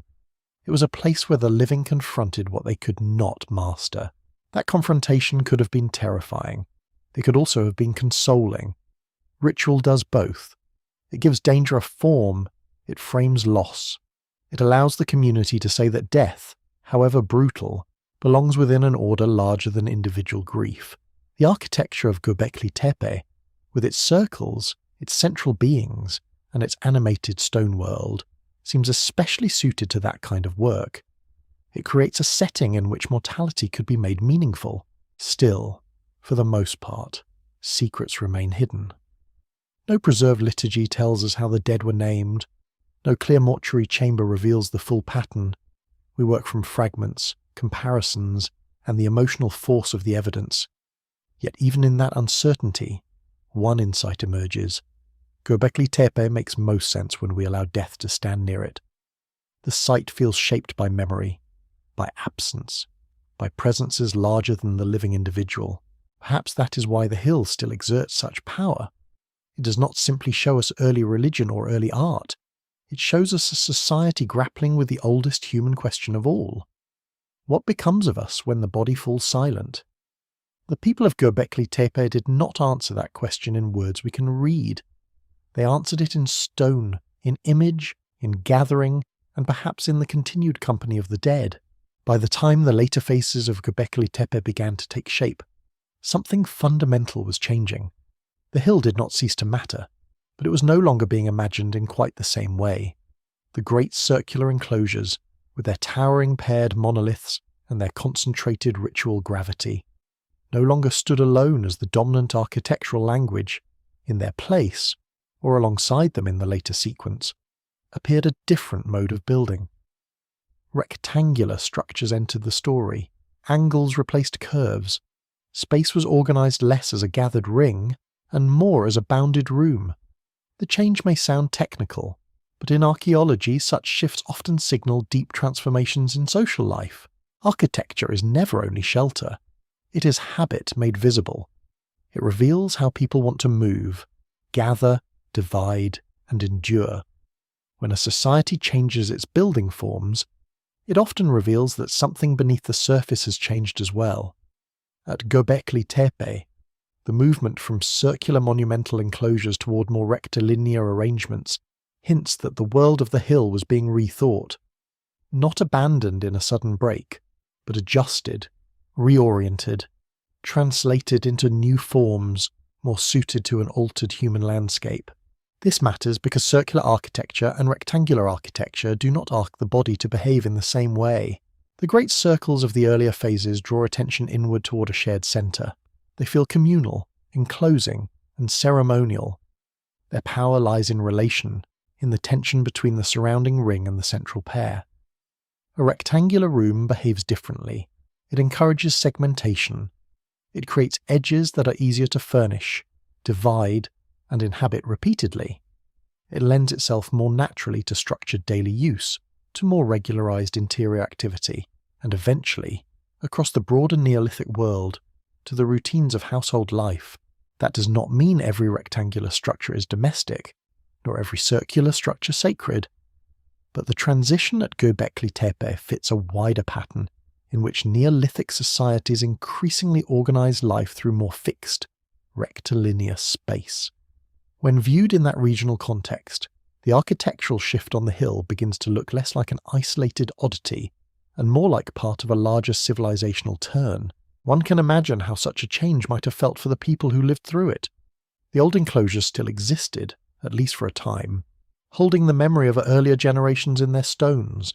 Their central pillars still commanded attention, their carvings still watched in silence. Yet around them, new needs and expectations were emerging. Communities in the wider region were becoming more settled. Relationships with place were intensifying. Cultivation was likely becoming more important. Repeated occupation brought new demands for spatial order, storage, work areas, more formal household organization, and distinctions between one kind of activity and another, all pushed architecture in new directions. If the old circles belong to a world of gathering communities at a threshold, the new rectangles may belong to a world becoming more settled, more segmented, and perhaps more domesticated in both the social and ecological sense. There is something bittersweet in that transition. The earlier monumental spaces seem to belong to a more theatrical sacred order, one in which people gathered within powerful rings of stone under the gaze of towering faceless beings. The later rectilinear forms feel quieter, more integrated into ordinary patterns of life. Even if ritual significance remained, the sacred may not have vanished, but it may have changed its dress. Instead of concentrating itself in dramatic circular precincts, it may have spread more diffusely into a world of daily structures, repeated occupation, and altered social rhythms. That possibility helps explain why the transition should not be read as decline in any simple sense. Humans do not always abandon one form because it has failed. Sometimes they move on because their world has changed. A ceremonial system that made perfect sense for mobile or semi-mobile gathering communities may become less central once settlement intensifies and social life is reorganized around more permanent structures. The old symbols may remain respected, but their role shifts. Memory survives, but practice evolves. Rectangles, in that sense, may mark the growing triumph of a different human order. In a more settled world, spatial control matters differently. Rooms can be assigned functions. Property can be conceived more sharply. Household units can gain stronger architectural expression. Everyday life can become more bounded. This does not make such a world less meaningful, but it does make it different. It is easier to imagine hierarchy, inheritance, and routine deepening within rectangular environments than within great open ceremonial circles. The built form begins to anticipate the social complexity that later Neolithic and Chalcolithic societies would make more explicit. Göbekli Tepe seems to stand right at that hinge.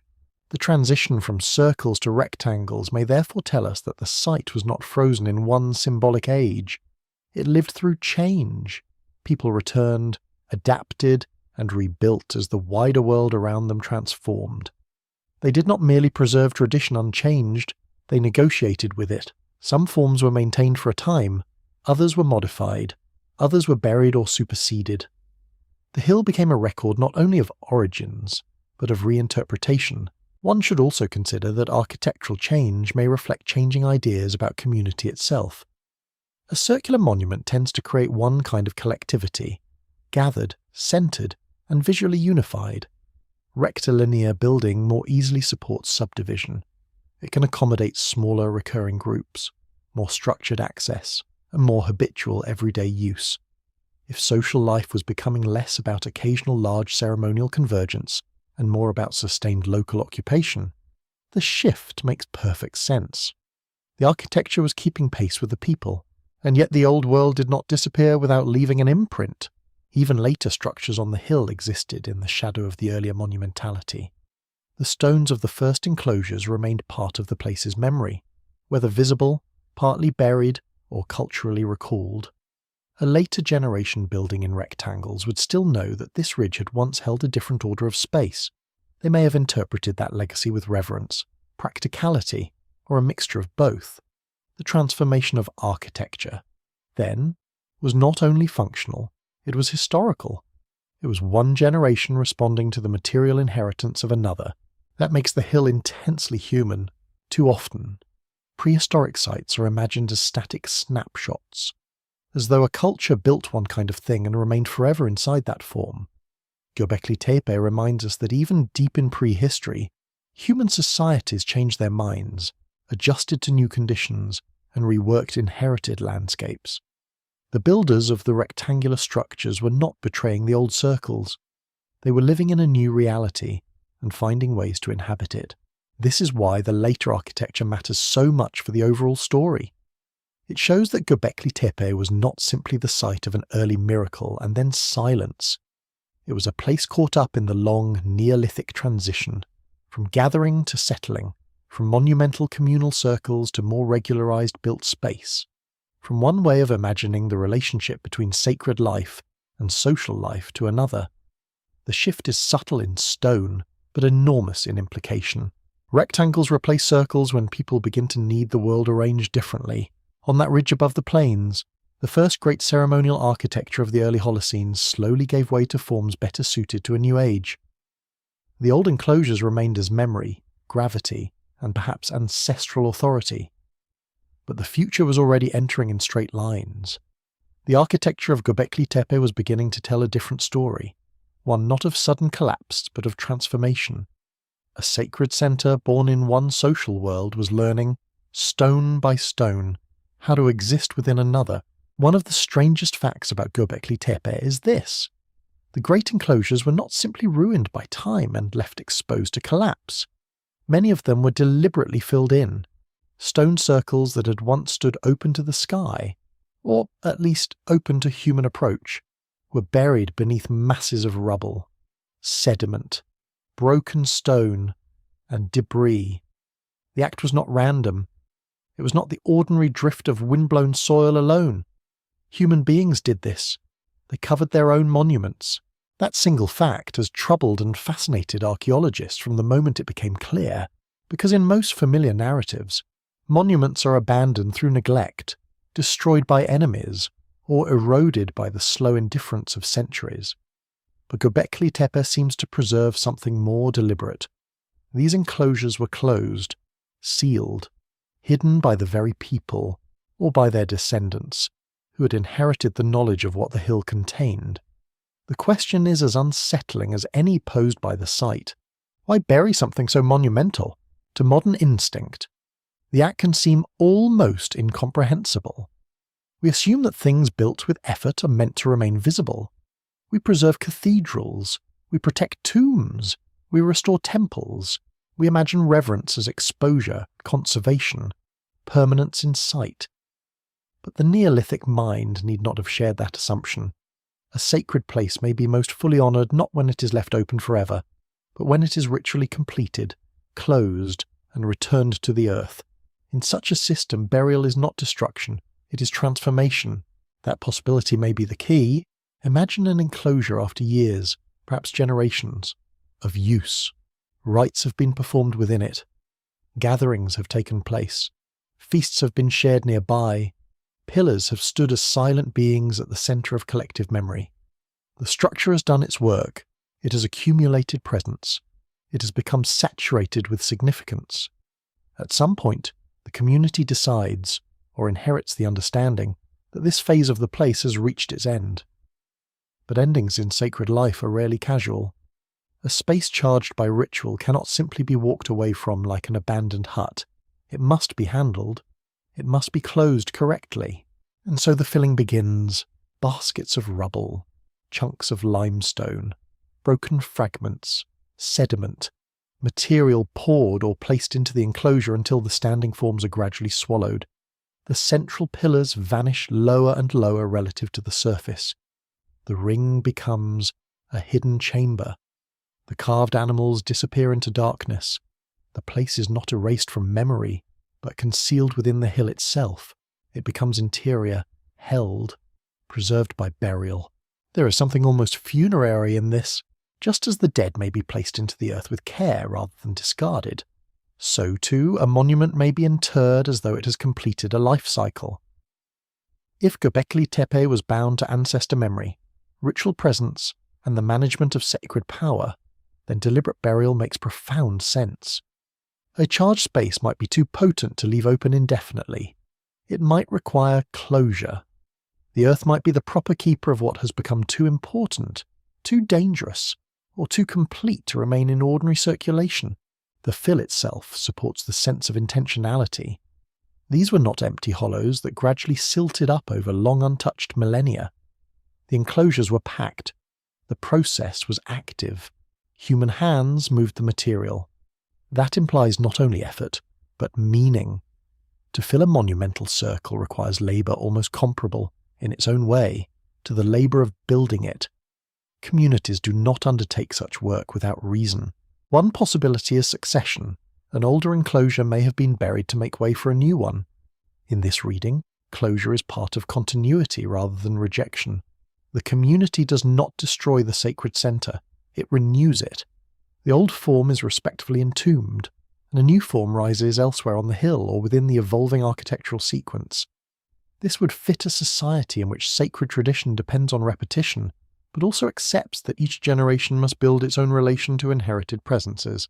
If so, the buried enclosures were not failures, they were fulfilled episodes. Another possibility is protection. The community may have wished to preserve what was most important by sealing it away from weather, human disturbance, or changing patterns of use. This is not preservation in the modern museum sense. But in a ritual sense, what is most sacred is placed beyond ordinary contact. The earth becomes a shield. The monument remains present, but inaccessible, carried forward as latent power within the mound. There is also the possibility of social transformation. As life in the wider region changed, a settlement intensified and architecture shifted toward new forms.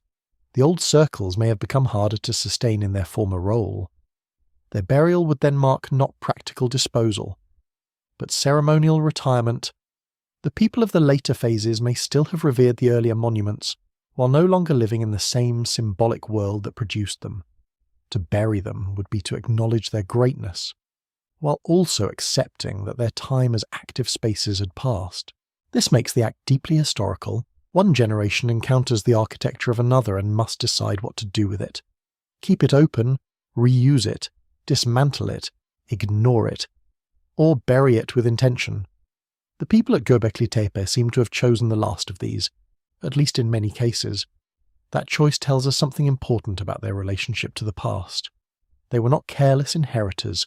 They knew they were dealing with something significant, even if they no longer understood every meaning the same way their ancestors had. They responded with laborious closure rather than indifference. That suggests reverence. It may also suggest fear. Sacred places are not always comforting. Some are powerful precisely because they exceed the control of the living.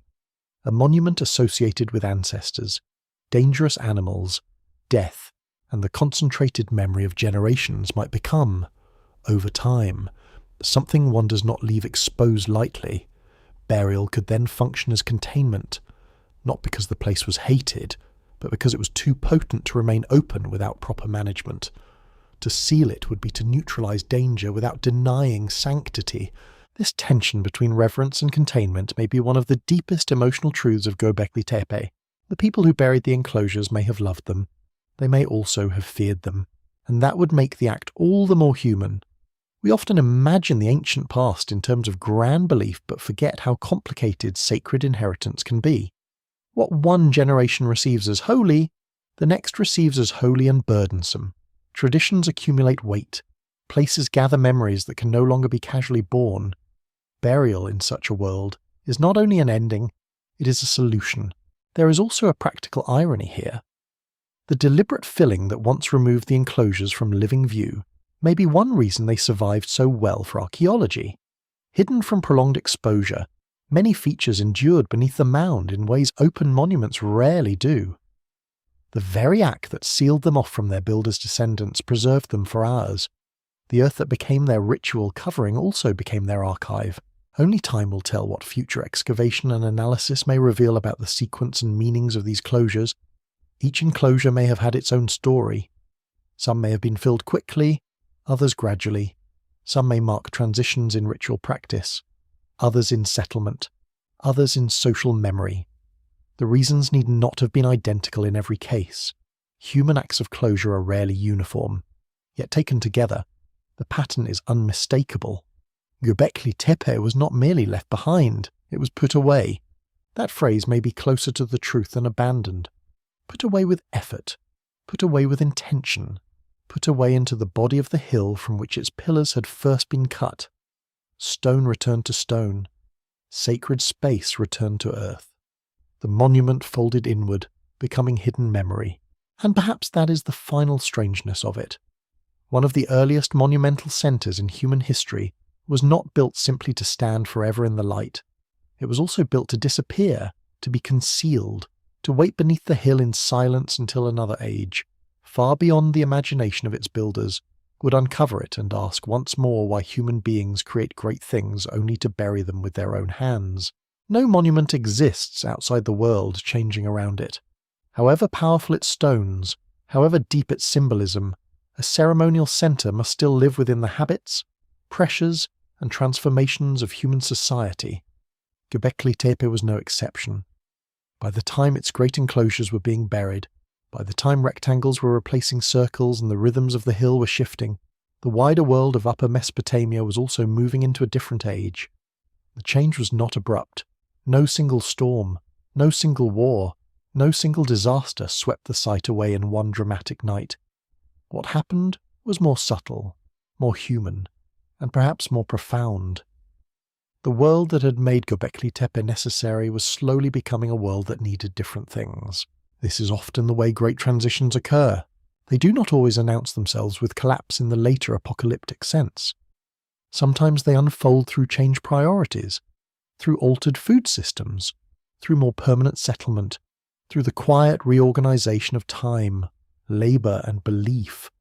A place that once stood at the center of communal life can remain respected even as its role diminishes. The stone does not move, but the society around it does. For the early builders of Göbekli Tepe, gathering at the hill may have answered a fundamental need. It concentrated dispersed people into shared ceremonial presence. It gave rhythm to social life. It anchored memory, belief, and perhaps mortuary obligation. It drew labor into sacred form. But as cultivation deepened and communities in the region became more rooted in particular places, a different social logic began to take hold. People no longer needed only to gather like they increasingly needed to remain. That change alters everything. To remain in one place with greater permanence means tending fields or managed food resources more closely. It means organizing life around seasons of planting, harvest, storage, repair, and household continuity. It means architecture begins to serve repetition of daily routines as much as ceremonial intensity. It means family and local settlement can take on stronger spatial definition. Under such conditions, the great hilltop centre may still matter, but it may no longer be the only place where society becomes visible to itself. Society is now taking material form elsewhere too, in villages, in rectilinear buildings, in the repeated labour of domestic continuity. The sacred does not vanish in this world, it relocates and disperses.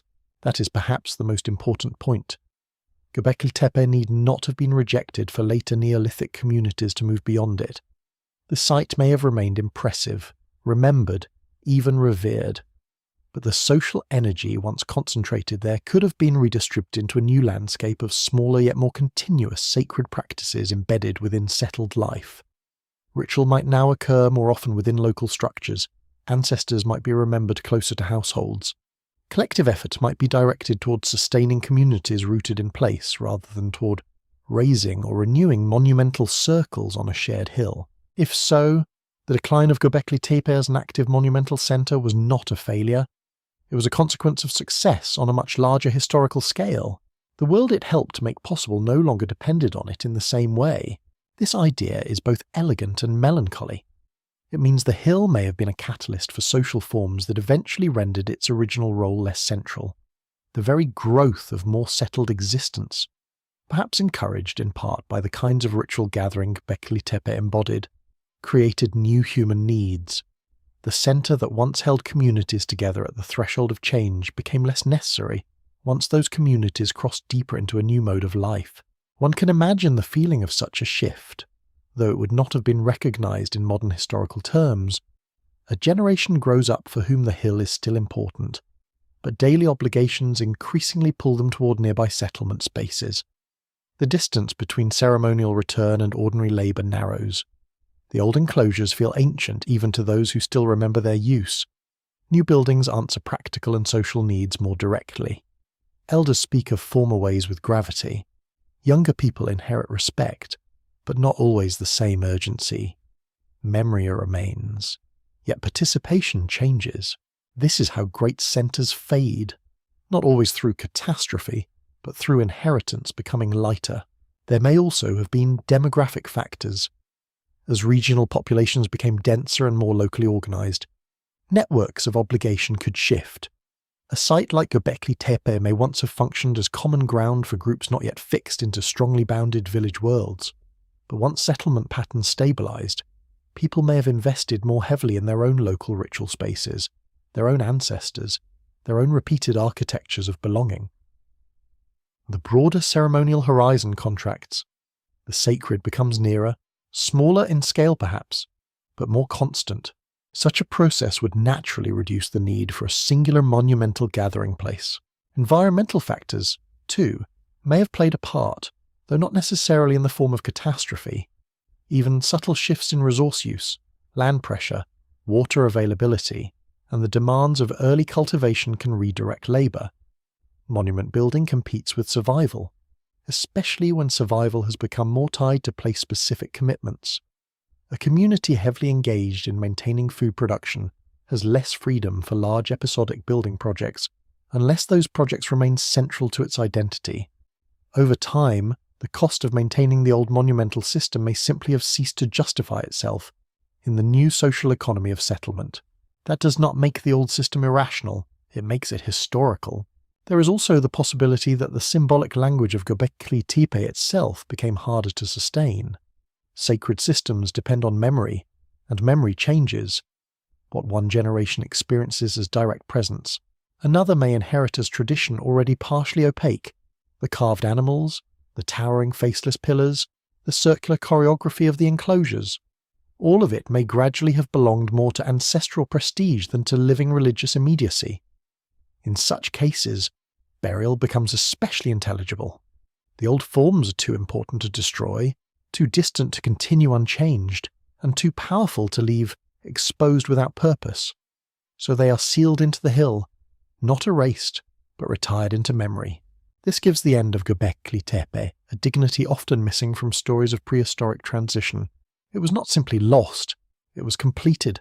Its great age as a ceremonial centre came to a close because the social world around it had matured into something different. Villages, fields, households, and new architectures of life were carrying forward the long Neolithic transformation. The hill had done its work in the opening chapters. It had held together a human world in flux. It had given stone form to a society at the edge of settlement, at the edge of new relationships with food, labour, and memory. Once those relationships changed enough, the hill no longer needed to stand at the centre in the old way, and yet its influence may have endured invisibly. People do not simply stop being shaped by places because they stop building there. The memory of Göbekli Tepe, even if transformed into myth, silence, or inherited respect, may have echoed through later communities. The idea that stone can concentrate presence. The idea that gathering can transform a landscape. The idea that the earth itself can hold sacred memory beneath its surface. Such intuitions do not vanish quickly. They migrate into new forms. That is why the transition away from Göbekli Tepe should be understood not as disappearance, but as diffusion. The hill ceased to dominate because its world was spreading outward into the fabric of Neolithic life. Fields now mattered, rectangles now mattered, settled continuity now mattered. The old circles, once alive with ceremony, entered the past while the future took root in more ordinary-looking forms. But the future was not less extraordinary for being quieter. It was the long continuation of the same human drive to create order, belonging, and permanence in a changing world. Göbekli Tepe belongs to the dawn. Its burial and transformation belong to morning becoming day. The stars do not vanish because the sun is stronger. They vanish because the conditions of seeing have changed. So too with the hill, its power did not fail. The world simply moved into a different light, and in that light, the great ceremonial centre of the early Holocene slowly surrendered its central role, not to ruin alone, but to the success of a new human way of living that it may itself have helped bring into being. By the time Göbekli Tepe withdrew into the earth, the human story in Upper Mesopotamia had crossed a threshold from which there would be no return. The old hilltop world of monumental circles, towering anthropomorphic pillars, and concentrated ceremonial gathering had not simply ended. It had been overtaken by a broader transformation in how people lived, remembered, and organised themselves across the land. The enclosures were buried, but the forces that had created them did not vanish. They changed form. They dispersed into the architecture of villages, into new rhythms of labour, into more permanent relationships with soil, season, and household. The world that followed did not forget the sacred, it domesticated it. That is one of the great ironies of Göbekli Tepe. A place that now seems radically strange to us may once have stood at the very centre of a process that eventually produced something more familiar. Once people begin to settle more firmly, cultivate more deliberately, build more regularly, and anchor identity more closely to enduring local communities, the monumental hilltop sanctuary becomes less singular. Social meaning no longer needs to converge only at one extraordinary place. It can be generated in many places, repeated daily, reinforced through ordinary routine. In that sense, the transformation of Göbekli Tepe may mirror the transformation of society itself, from episodic concentration to continuous structure. One can feel the difference almost physically. The old ceremonial order belonged to a world in which people likely gathered from across a wider landscape, bringing with them memory, obligation, labour, and perhaps the dead. The hill was a centre because society was still stretched across movement. But in a more settled world, meaning begins to live closer to home. The storage space, the hearth, the prepared floor, the rectangular room, the field boundary, the repeated seasonal cycle of tending and harvest. All these now begin to hold the weight once concentrated in special communal monuments. Life is no less serious. It is simply being reorganized around a different scale. And yet the old sacred logic may still have lingered in transformed ways. The movement from monumental ritual landscapes to more settled village life does not erase inherited modes of thought overnight. The people who entered this newer age were the descendants, biologically, culturally, or regionally, of those who had built on the ridge. They did not wake up one day as entirely different beings. They carried forward habits of memory. They still understood the force of place. They still knew that architecture could shape emotion, that the dead could remain socially present, that animals and ancestors and stone all belonged to a world charged with significance. What changed was how these ideas were housed. Instead of one dominant ceremonial hill, sacred life may now have been distributed across communities.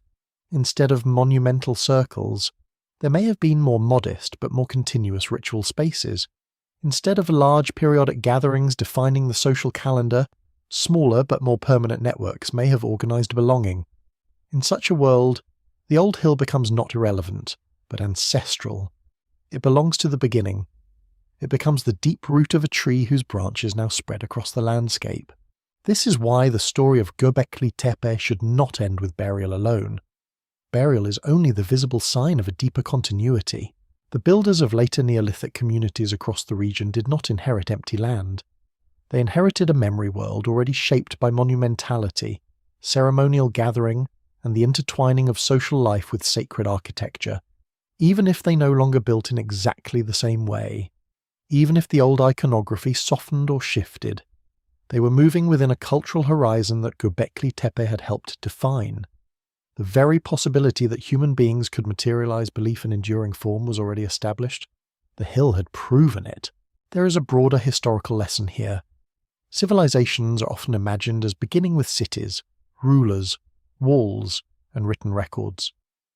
But Göbekli Tepe reminds us that some of the deepest foundations of civilization are older and quieter than those things. Before administration came shared ritual. Before law codes came inherited obligation. Before urban planning came the shaping of communal space. Before kings claimed divine sanction, communities may already have been standing in circles of stone, organizing life around beings they could not see and memories they refused to let dissolve. If that is true, then the end of Göbekli Tepe as an active centre marks not the collapse of an experiment, but the successful transfer of its essential principles into a new kind of society. The hill had taught a lesson in permanence. It had taught that people could gather at scale. It had taught that labour could be coordinated through meaning. It had taught that place could bind generations together. Those lessons did not need the same monumental form forever. Once learned, they could migrate into the structure of settled life itself. This migration may help explain why the site still feels so transitional. Göbekli Tepe does not belong neatly to the world before civilization, because it already possesses too much symbolic ambition, too much architectural control, too much social depth.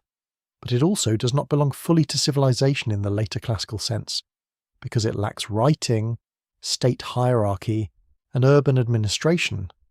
It stands between those worlds, or perhaps underneath them, revealing that the road into civilization was paved not only with grain and government, but with ritual imagination.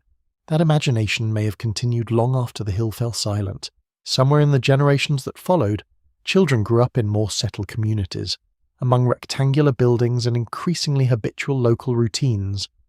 They may never have seen the early circles open and active. They may have known the hill only as a place of inherited significance, partly buried, partly remembered, perhaps surrounded by stories no longer fully understood. Yet those stories, however altered, would still do their work. They would remind the living that the land had depth, that the ancestors had built greatly, that stone could contain more than weight. Myth, after all, often begins where direct memory fades, and from myth, whole societies draw their sense of origin. Perhaps that is what Göbekli Tepe became in its final long afterlife. Not a functioning ceremonial centre, but a buried origin point, a place whose power survived in the background of regional consciousness, even as practical life moved elsewhere. A place old enough to command respect precisely because it no longer belonged to the everyday. The enclosures beneath the hill became hidden foundations in both the literal and cultural sense, covered by earth, absent from view, yet still exerting a pressure on the imagination. This sort of transition is easy to miss if one looks only for destruction. The monumental circles were buried, yes. Their world changed, yes. But much of what mattered most may have been carried forward into ordinary life so successfully that it became invisible. That is often how the deepest revolutions work. They disappear not because they fail, but because they become normal. Agriculture became normal.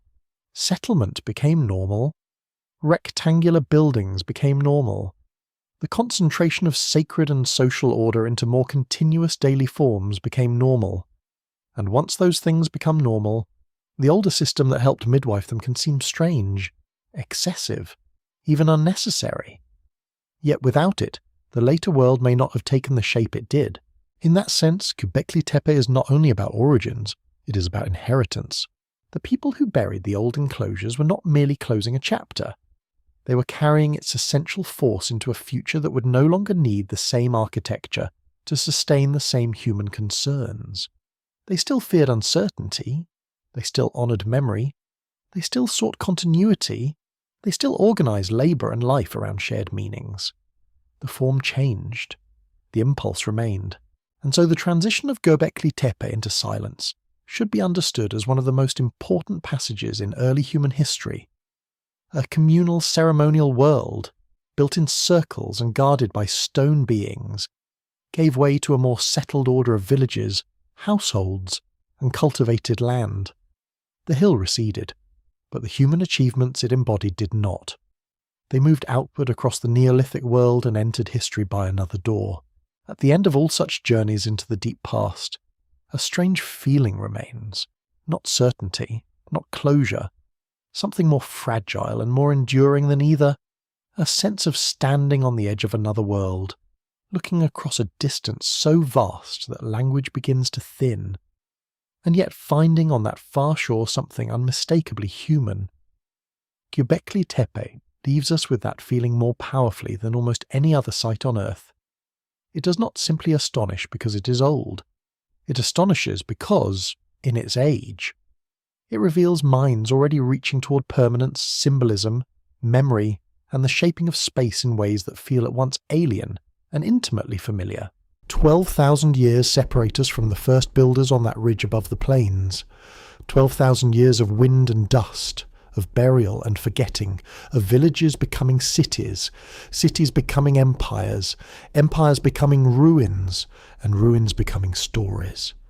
Between them and us lies the whole long road of recorded civilization, all the kings, all the temples, all the books, all the wars, all the prayers, all the measures by which the modern world likes to define itself. And yet Göbekli Tepe stands at the beginning of that road like a quiet contradiction. It reminds us that much of what we consider late and refined in human life had roots already deep in the dawn. The people who built there were not waiting to become human in the fuller sense. They already were. They already knew how to gather around meanings larger than survival. They already knew how to labour for something that would outlast the single body. They already knew how to transform a hill into a stage upon which memory, fear, reverence, and social belonging could all be made visible. Their tools were stone, their world unwritten, their horizons untouched by cities. and yet their achievements force us to reconsider what civilization truly begins with.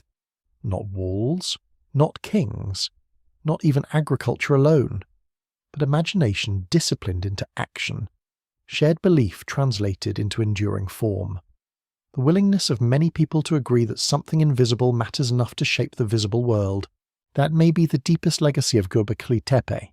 It tells us that civilization was not born only from bread, but from meaning. We have spent much of this journey asking why. Why those pillars? Why those circles? Why those animals? Why that hill? Why bury such monuments when their age of use was done? And in honest terms, many of those questions remain open.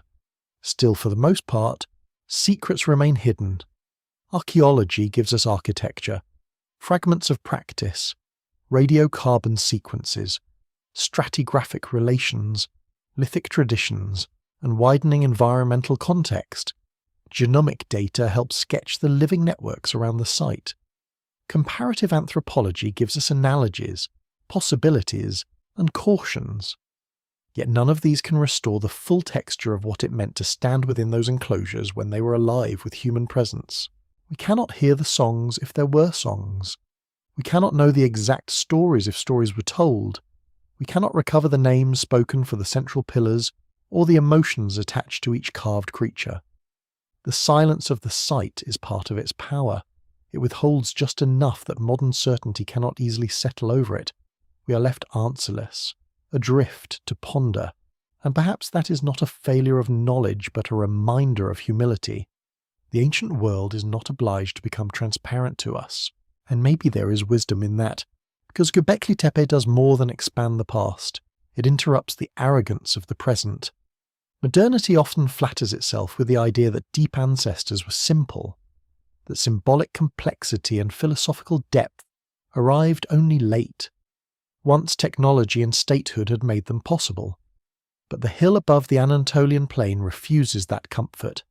It shows that before writing, before bureaucracy, before monumental kingship, human beings had already built places capable of carrying profound thought. Their questions may not have been ours in every detail, but they were questions of relation, mortality, danger, continuity, and belonging. Questions we still ask, though with different tools and in different rooms. That is why the site feels so immediate despite its age. Göbekli Tepe is ancient, but it is not dead in the deeper sense. It remains active in thought. It continues to rearrange our assumptions. It keeps asking whether the sacred may have come before the city, whether gathering may have led toward farming rather than merely followed it, whether architecture began as a vessel for social memory before it became a vessel for power. Each new season of research, each refinement in dating, each fresh excavation across the broader Tashtapela landscape adds detail, but it also widens the field of implication. Göbekli Tepe was not a lone miracle. It belonged to a region, a horizon, a wider transformation whose outlines are still emerging. Only time will tell what future discoveries will be made. Perhaps new excavation will reveal more about the sequence of closure and burial. Perhaps further analysis will clarify how the carved iconography varied between enclosures and what that variation meant socially. Perhaps neighbouring sites will show us that Göbekli Tepe was one node in a broader ceremonial network, a landscape of early monumentality more extensive than anyone first imagined. Perhaps residue studies, environmental reconstruction, and renewed lithic analysis will deepen our understanding of labour, feasting, and seasonal use. The story is not finished. In some sense, it has only recently begun. And what of us, standing so far away and yet somehow implicated in what we find there? That may be the final reflection the site demands. Göbekli Tepe is not merely about them, it is also about the kind of beings we are. Creatures who bury monuments and then uncover them, creatures who forget and remember in cycles, creatures who shape the landscape in order to speak to one another across time. The builders of the hill did not know us, but they knew something we still know, even if we rarely admit it. That life organized only around immediate need is not enough. Human beings seek pattern. We seek continuity. We seek signs that the world can hold our presence after we're gone. On that ridge, in an age before history had begun to write itself down, People answered that need with limestone and labour. They raised faceless beings out of the earth. They filled stone with animals that still seem alert to the edge of the visible world. They gathered in circles and made a place where ordinary life gave way to something denser, more dangerous, more meaningful. Then, when the time came, they buried much of it with deliberate hands, returning it to the ground as though even the sacred must pass through death to endure.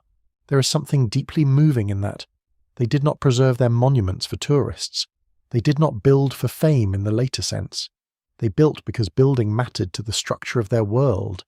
And when that world changed, they closed the old spaces not with contempt, but with gravity. In doing so, they left us one of the purest archaeological encounters with the human condition. Creation, reverence, transformation, concealment, inheritance.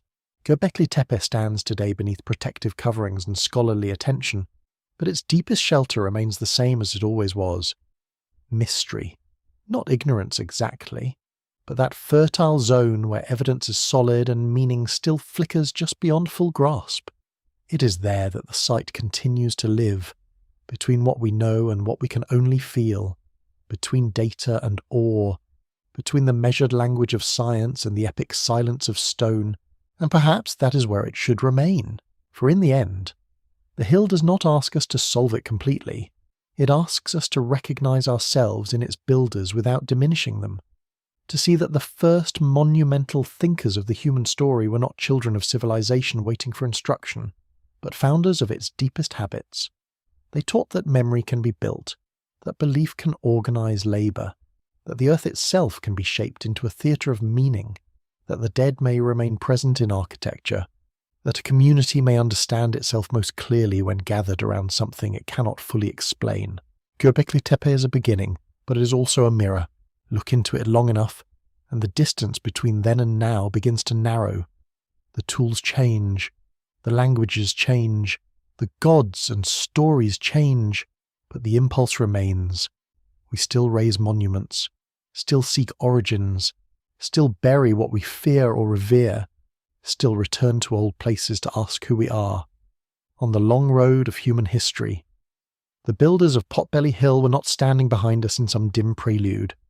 They were already walking beside us, though at the very dawn, carrying questions in stone that we have never stopped asking.